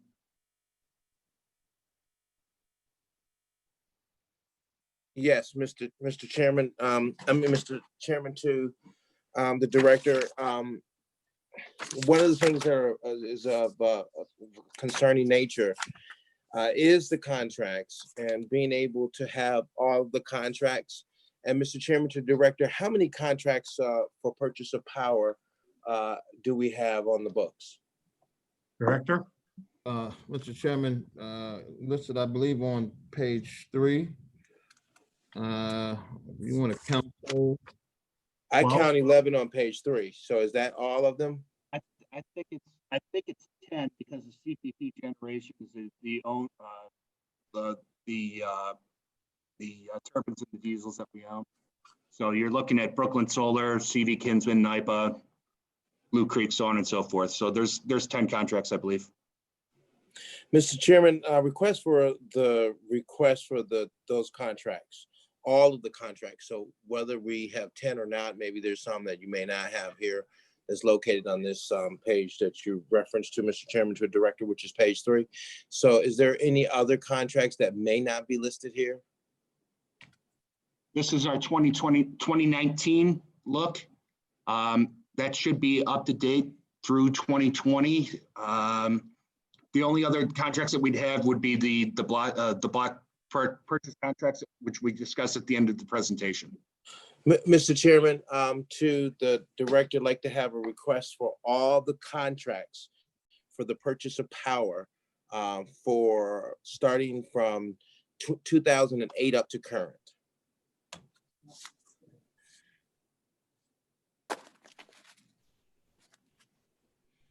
Do we have that, Mr. Chairman? We have the request in. Okay.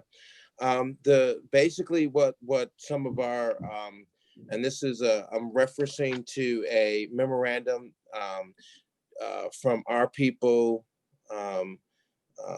which is the project group, Tuan Bustamante. And this was from Guy R.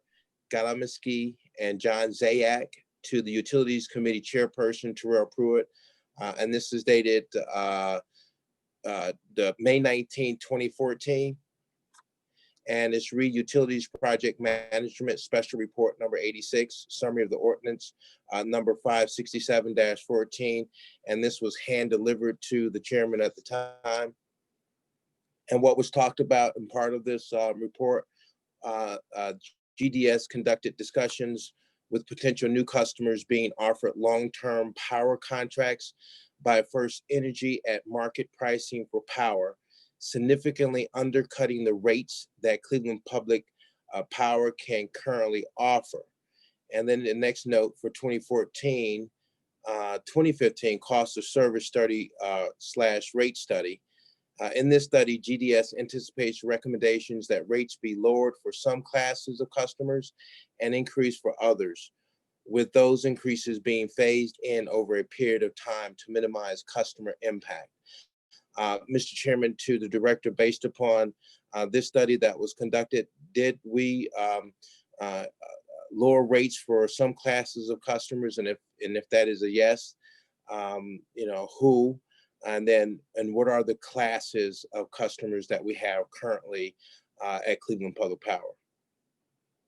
To the chair, to the councilman, there are generally three customer classes. You have residential, you have commercial, and you have industrial. And to answer your question, was the rates changed? Is that with the customer classes? Is that the question? Yeah, the question was that there was recommendations to lower the cost for some of our classes of customers. So what customers did we reduce the rate for in order to be competitive with Cleveland Public, with First Energy, who was significantly reducing this price and undercutting the current rates of Cleveland Public Power? There have been no rate adjustment as it relates to the customer classes. We are currently in the rate study looking at those things, but right now, as we know, that the base rate has not been changed in over 30 years. Okay, so basically we have not lowered any rates for any classes of customers. The only Cleveland Public Power. The only time that something could have fluctuated is with the EAC with regard to the customer classes. You're talking about the energy adjustment charge. That's correct. So then, so then in those classes, then would, Mr. Chairman, to the director, would those energy adjustment charges be significantly reduced to zero as a possibility? To the chair, to the councilman, anything's a possibility, not actually viable. Well, Mr. Chairman, what actually did happen?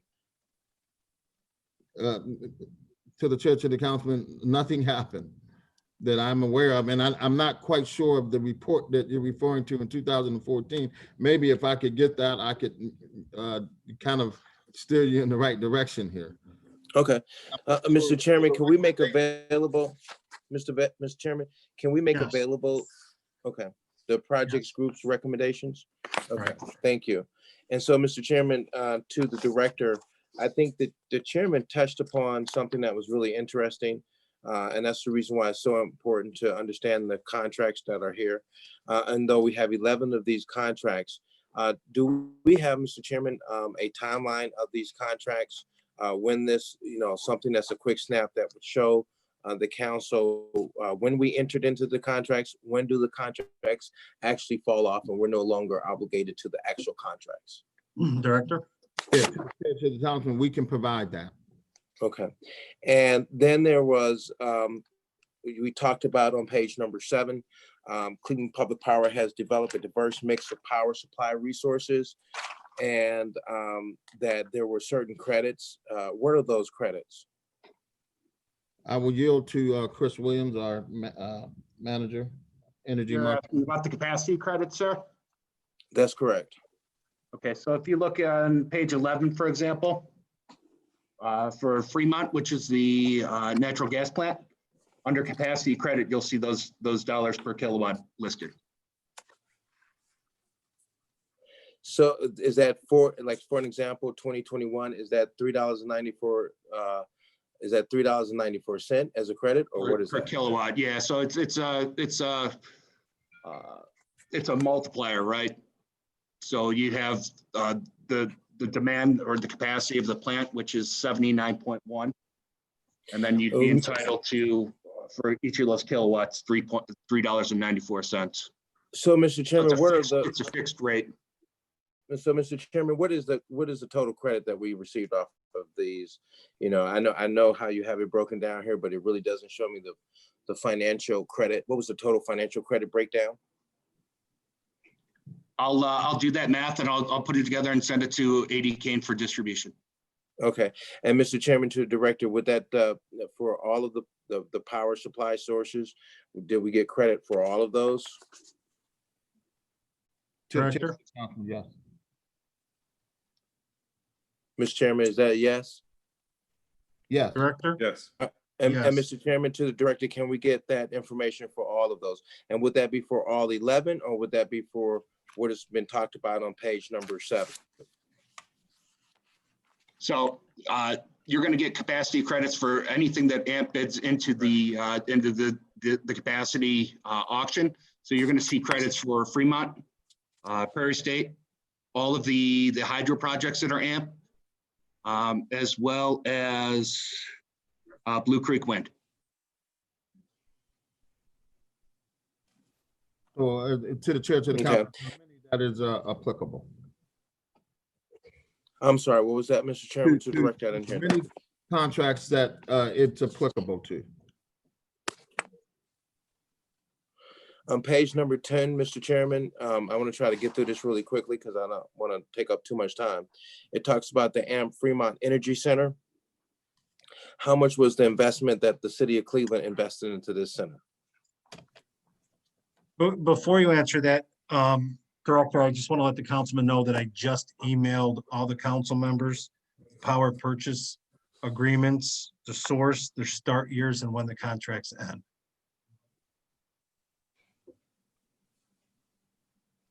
Director? Mr. Chairman, how much was the investment into the AMP Fremont Energy Center? The city of Cleveland's investment, Chairman, through the chairman of the councilman. Yes, sir. I don't have that. I can get that to you. On page 10, okay. Yeah, 11.72 ownership.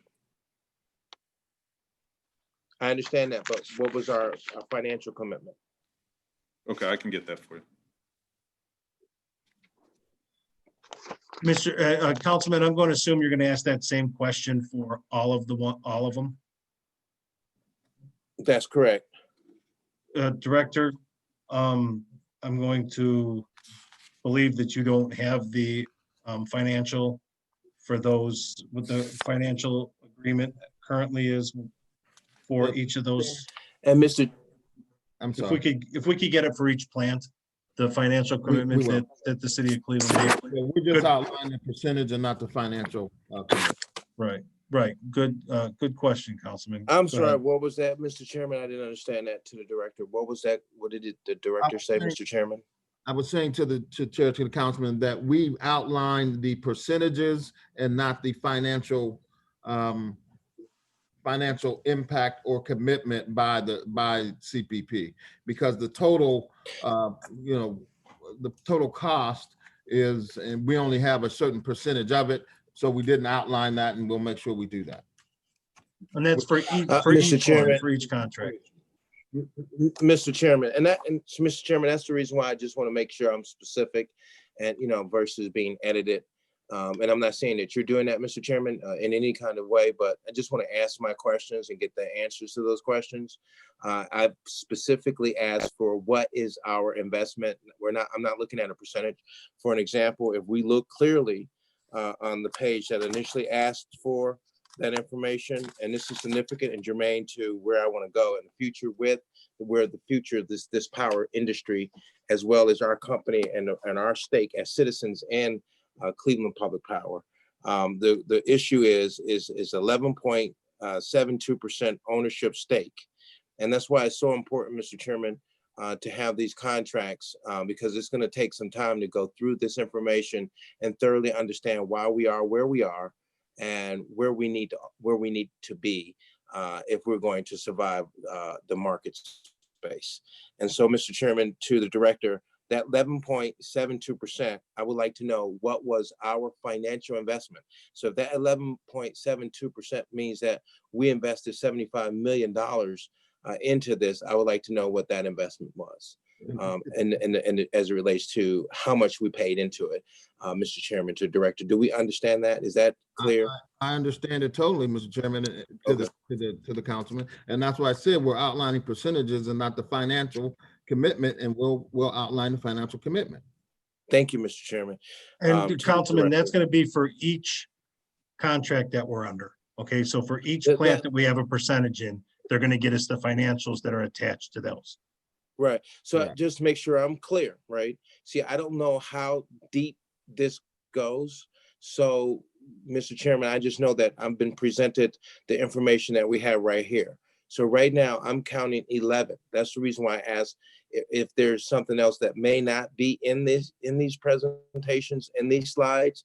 It's a catch-all. So which means that I'd like to know exactly how much have we invested into these subsidiary operations with other partners as a part of our partnership. What is that investment total? And Mr. Chairman, if we can get as much detail and information as relates to when we invested those resources, is that a part of the contract? Any of that information is important. For an example, if we made the investment in this 20 years ago, Right. what year it was and how much it was, that would be the kind of detail, Mr. Chairman, that I would be asking the director if he could give that to us. Director, you'll get that for us? Yeah, understood. To Chair. Okay. All right, thank you. And Mr. Chairman, we talk about the AFEC notes. It talks about the gas turbine optimization program was completed in 2019. And so the question is, where we are, with that, I would presume that we had an investment into that as well, Mr. Chairman. Did we have an investment into this particular source that's located on page 12? Director? Yes. Yeah, Chris Williams.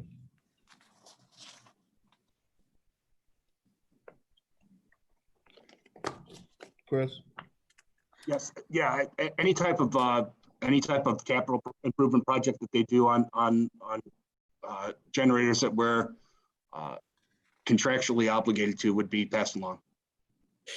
And so, Mr. Chairman, when you talk about the terminology of pass along, what does that mean in terms of this cost for us for this gas turbine optimization program that was completed in 2019? We can get you the total price through the chairman of the councilman of the optimization program and what our share in the AFEC would have been, but I don't have it in front of me. And Mr. Chairman, then the next question would be then, they put the piece together and then we just pay being a part of the program with other systems that buy power, or is this something that we also invested financially into? It would have been an investment on behalf of the members, and then the costs associated with it would be shared amongst the members with the overall goal of increasing the power output and decreasing the heat rate. So making it a more efficient facility. So therefore we get more efficient power, which lowers our cost. And so then, Mr. Chairman, would like to also have the investment cost on this turbine that's located here on page 12. All right, because we got to keep an eye on the time. If we can get that information on all of the contracts that we have for all those facilities, maybe we can cut down because we're going to be running out of time here soon. Is that sufficient, Councilman? If we can get that information on all of the contracts and all of what we've got a percentage of invested in? Yes, Mr. Chairman. And then I have some other detailed information that I'd like to put along with that request with that, because there's some other stuff that I wanted to ask, and then that would also help to save time. Okay, if you could, in this presentation.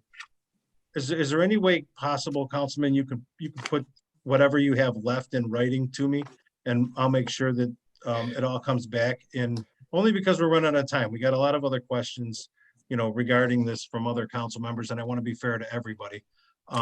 If we could, I don't want to cut you off, but if you could make it briefly what your other requests are, and then anything that you don't get to, if you could please put it in an email, and we'll get it out and get you all the information that you want. Okay, and Mr. Chairman, lastly, you know,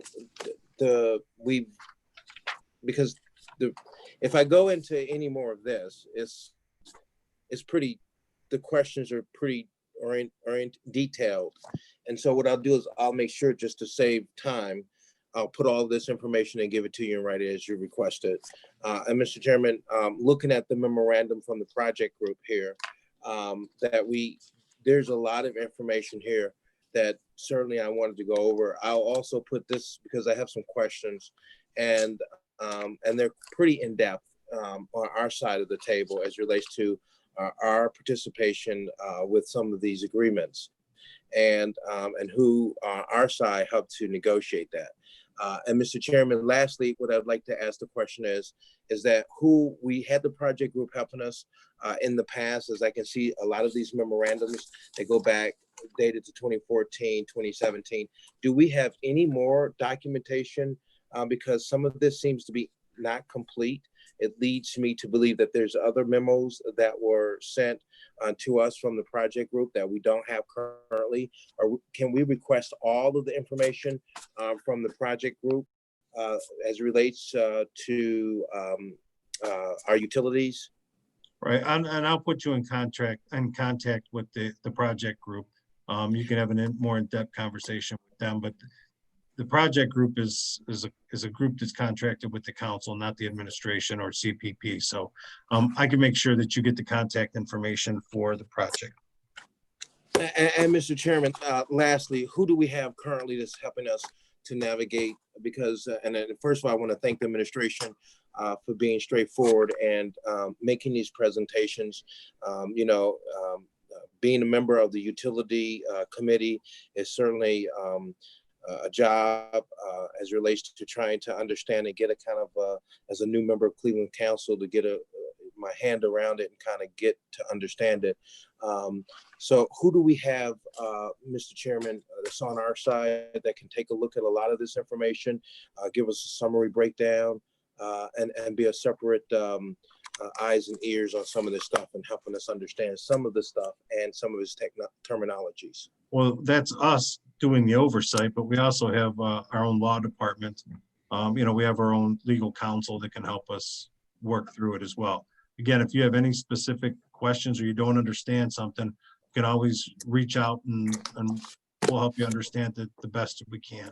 Well, Mr. Chairman, this is quite a bit of stuff. And so it would be my recommendation, Mr. Chairman. I don't know if the project group is doing this, and, I got requests into our own legal department. I haven't gotten responses back.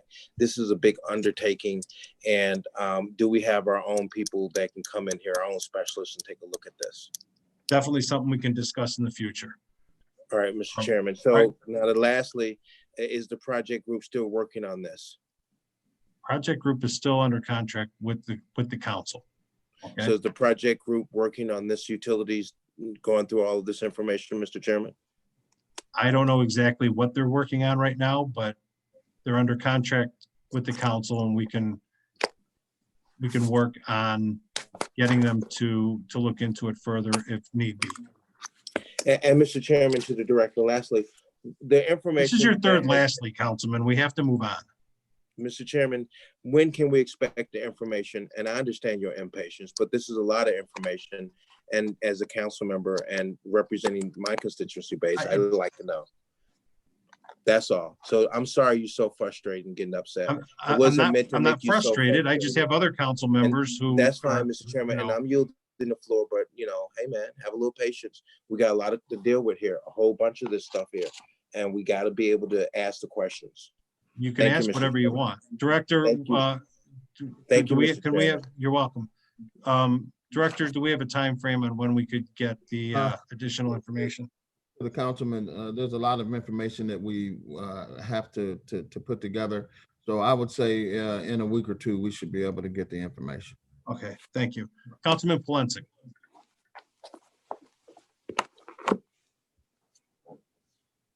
You hear me? Yes, sir. Can you hear me?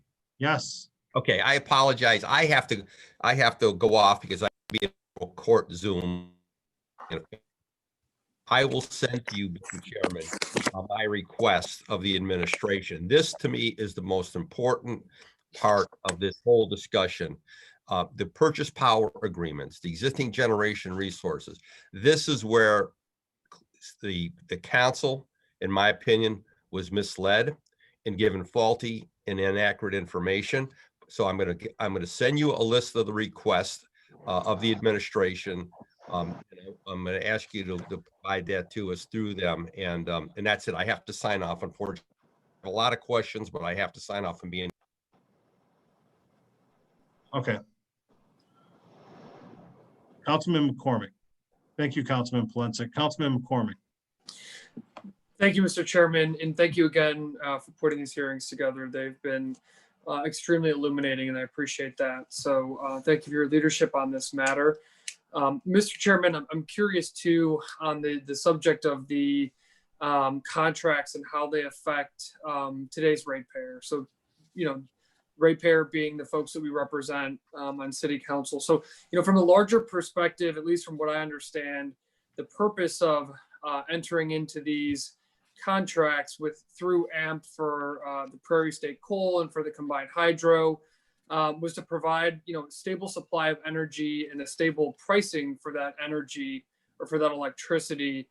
And so, as Councilman Polensek just touched on, AMP, provided projections in 2007 as to what, the projected cost would be for our consumers. We know now that it is much higher, both for Prairie State, the electricity produced through Prairie State, as well as through the combined hydro.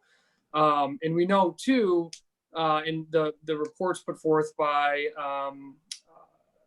the project group and other sources, we knew that, in a significant way, what contributed to those cost overruns or to the cost today were the cost overruns in building those two projects, their underperformance and the delays in those projects.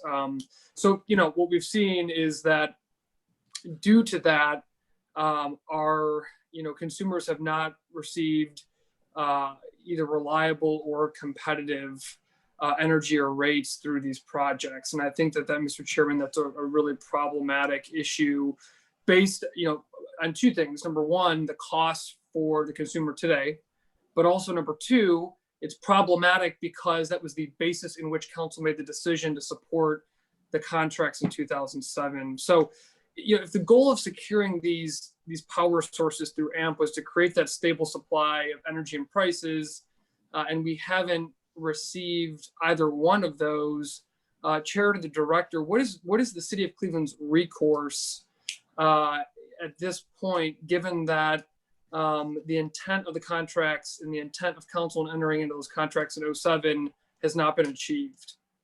Director? Yeah, to the chair, to the councilman, again, we are going to look at having sit downs and negotiations with AMP, which is under new leadership at this time.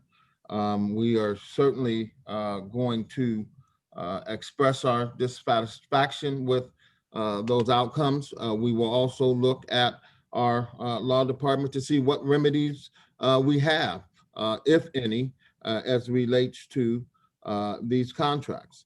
Keeping in mind that these contracts were entered into some time ago. And now we're into them probably 13 years or so now. And but we are going to sit down and try to negotiate, and we're going to look at what we can do to try to reduce our overall portfolio costs, because at the end of the day, we got in them.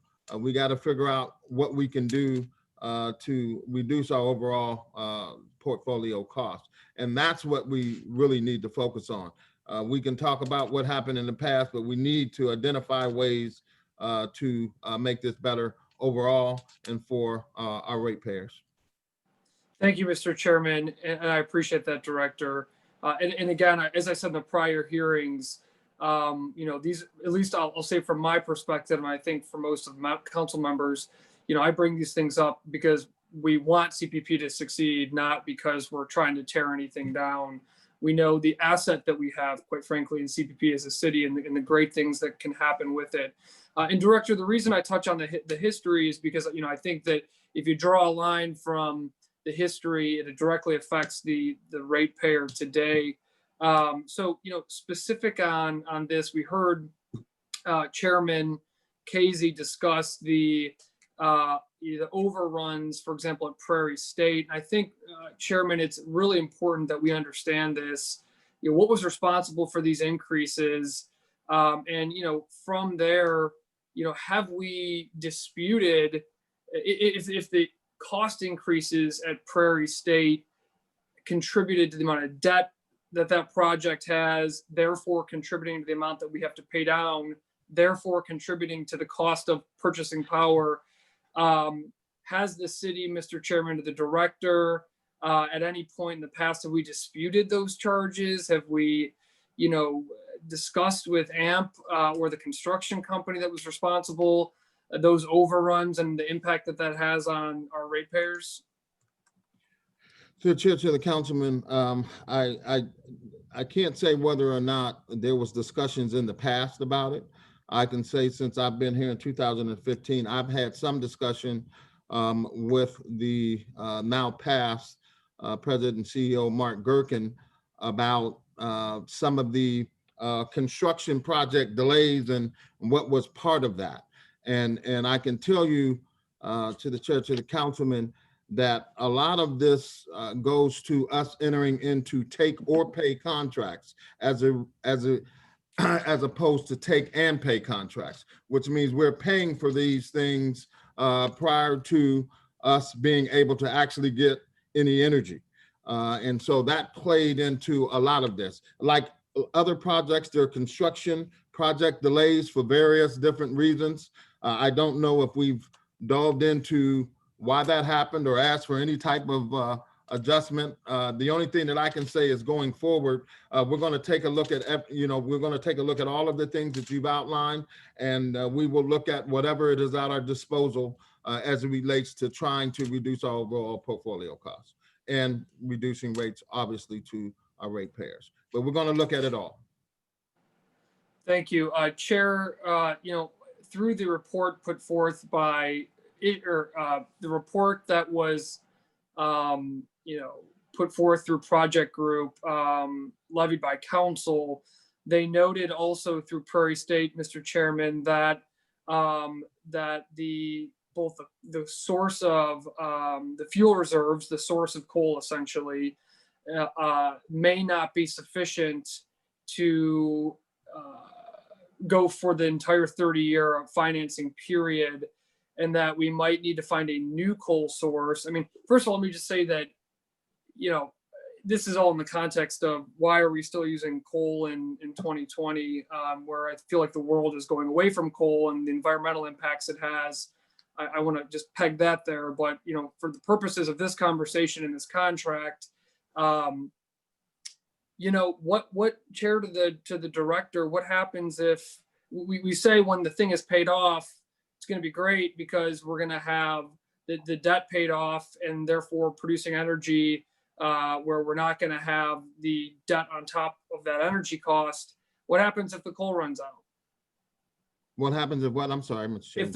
If the fuel source, the coal runs out, if they over projected the amount of reserves at Prairie State and we run out of that coal and have to find a new source for that, what does that do to the cost to supply that power? Do we have a good firm grip on the fuel reserve? Yeah, to the chair, to the councilman, I can't answer that question.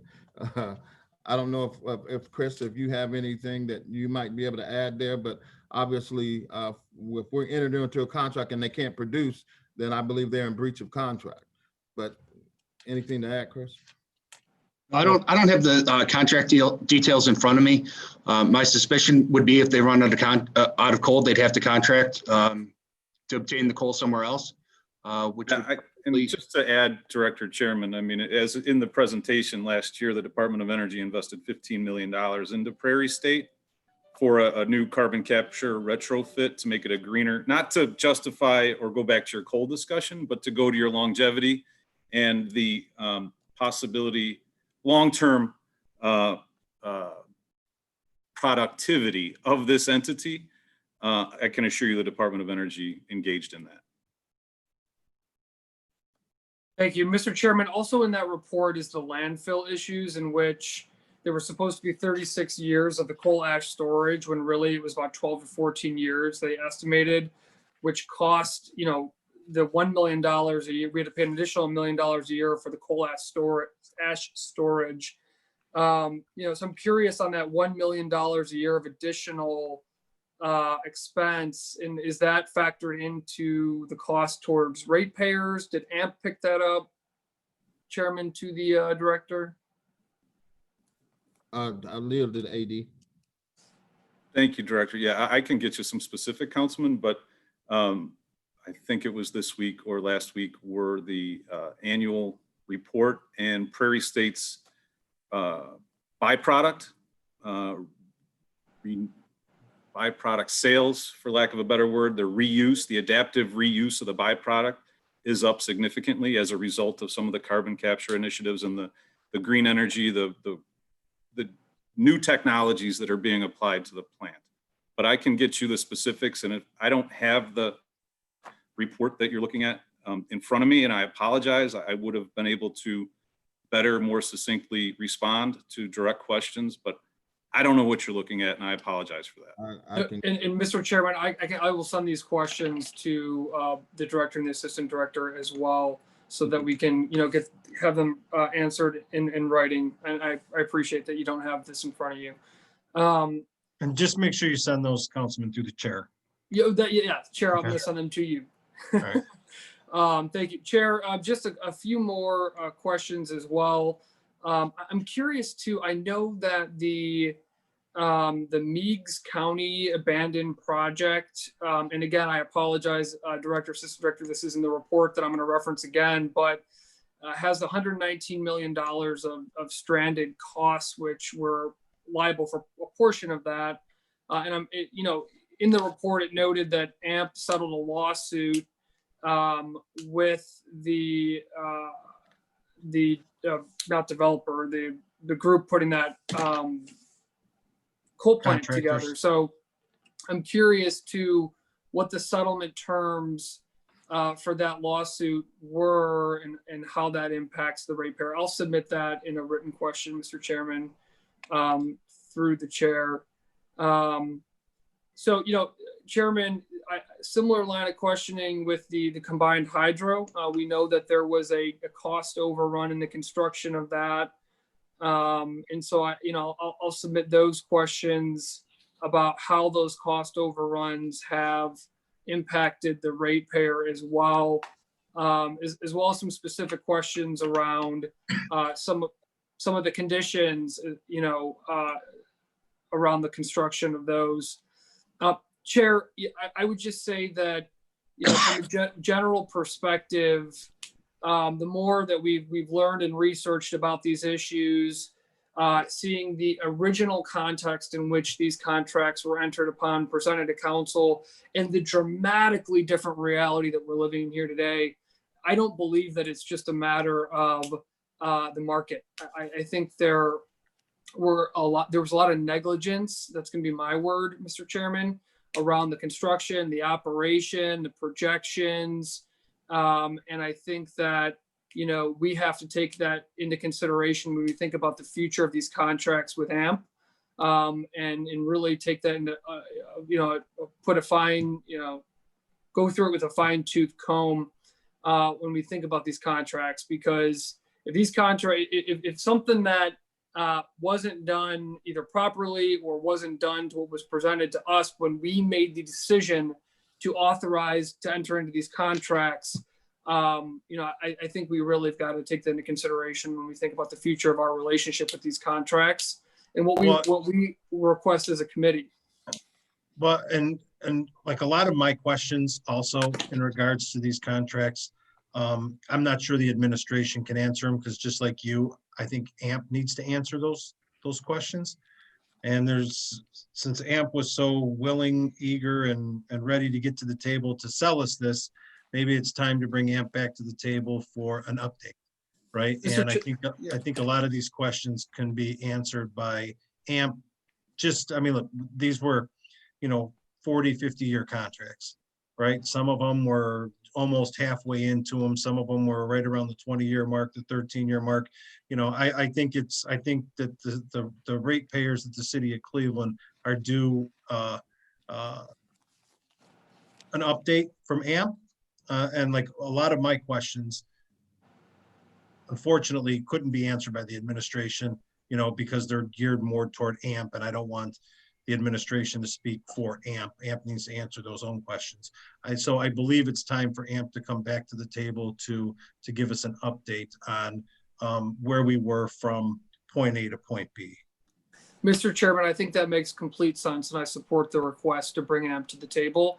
We know that the director and the assistant director want CPP to thrive as much as we do.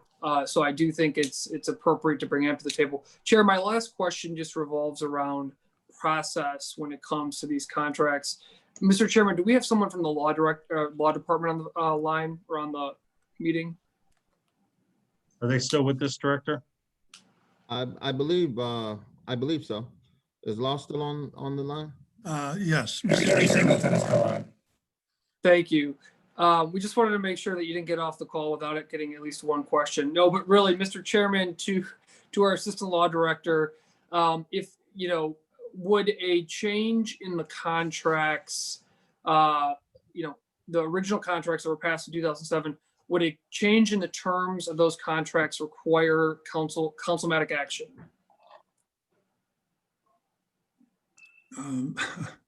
I'm not familiar with the contracts myself, Mr. McCormick, but I would think substantial change in the contract, if it's through different provisions, yes, would have to be reviewed and discussed with CPP and then brought to council if in fact the law came to that understanding. But we'd have to review exactly what those terms were and how they fit into what the contract itself was.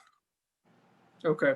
So potentially, depending on a change, it would require council action, but without, your chair to the assistant law director, are you essentially saying that without knowing what those changes would be, you can't answer it, or? At this point, I could not answer without knowing what the changes were and how they impacted on what was approved through council approval for the contract. Some changes might be significant, some might not, but law would certainly be in a position to review that and be able to advise the administration in that regard. Thank you. And chair to the director, even if a change did not require legally councilmatic action, would you bring any changes to council for at least a hearing or for review? Director? To the chair of the council, we would certainly try to review internally to get an understanding of what it is that we're talking about, what it is that we're working with as it goes to your line of questioning. And so I can't emphatically say what we would do until we know a little bit more about what the situation is and what we are legally obligated to do. Thank you. And Chairman, I would just say that I would hope that at a minimum, the chair of our committee involved in that conversation, as he's been so diligently on our behalf, on city council's behalf, digging into this issue. Thank you, Mr. Chairman. Thank you, Councilman. Council, or to the director, do you anticipate these conversations with AMP to happen sooner rather than later? I think, the time frame is. Mr. Chairman, I do. We do look to have them in the very, very near future. Okay. I know Councilman Slife did have his hand up, so I want to see if Councilman Slife still is with us. Yeah, thank you, Mr. Chair. Councilman McCormick really hit my line of questioning for the most part. I guess if given the opportunity, I just say that, this is an important series of hearings, and to me, it's ultimately about doing all the fact finding we need. But I agree with your call to bring AMP to the table. We, at the conclusion of all of this, if we're to bring down rates, I think that's ultimately getting into more favorable contracts or expanding the number of customers. So in order to have those conversations, I really think we need to have our head around all of this information, as well as everything that's already been presented and that we'll hear over the next 2 weeks. All right, thanks, Councilman. And I will work with the administration on a timing for that. Excuse me. Mr. Chairman. Yes, if I could Director. just ask one question, please. Mhm. Is this line of questioning regarding the IEEA-FA report? That I'm not aware of. You're referring to, Councilman McCormick? Mr. Chairman, can I take that? Sure. No, Chair to the Director, City Council commissioned a report through a consultant that we have to look into the contract. So this was a report commissioned by City Council by the project group is the name of the consultant. Okay, thank you. Right. And then before we end it, I see no other questions. When we talk about these contracts, Director, and that we own a certain percentage of ownership stake amongst the members, I'm under the assumption that that kind of means that whatever that plant is that we own, we'll take example 11% of that plant, right? Or are these contracts just purchase power agreements, and we don't technically own like the generators or anything like that, and that CPP won't benefit financially from this ownership of these contracts? Is Chris Williams still on the line? Yes. Yeah, my understanding is that it's an ownership type of situation where we would see benefit. I believe the contracts are a period where they expect the useful life to be. But I can certainly double check and make sure that that's the correct statement.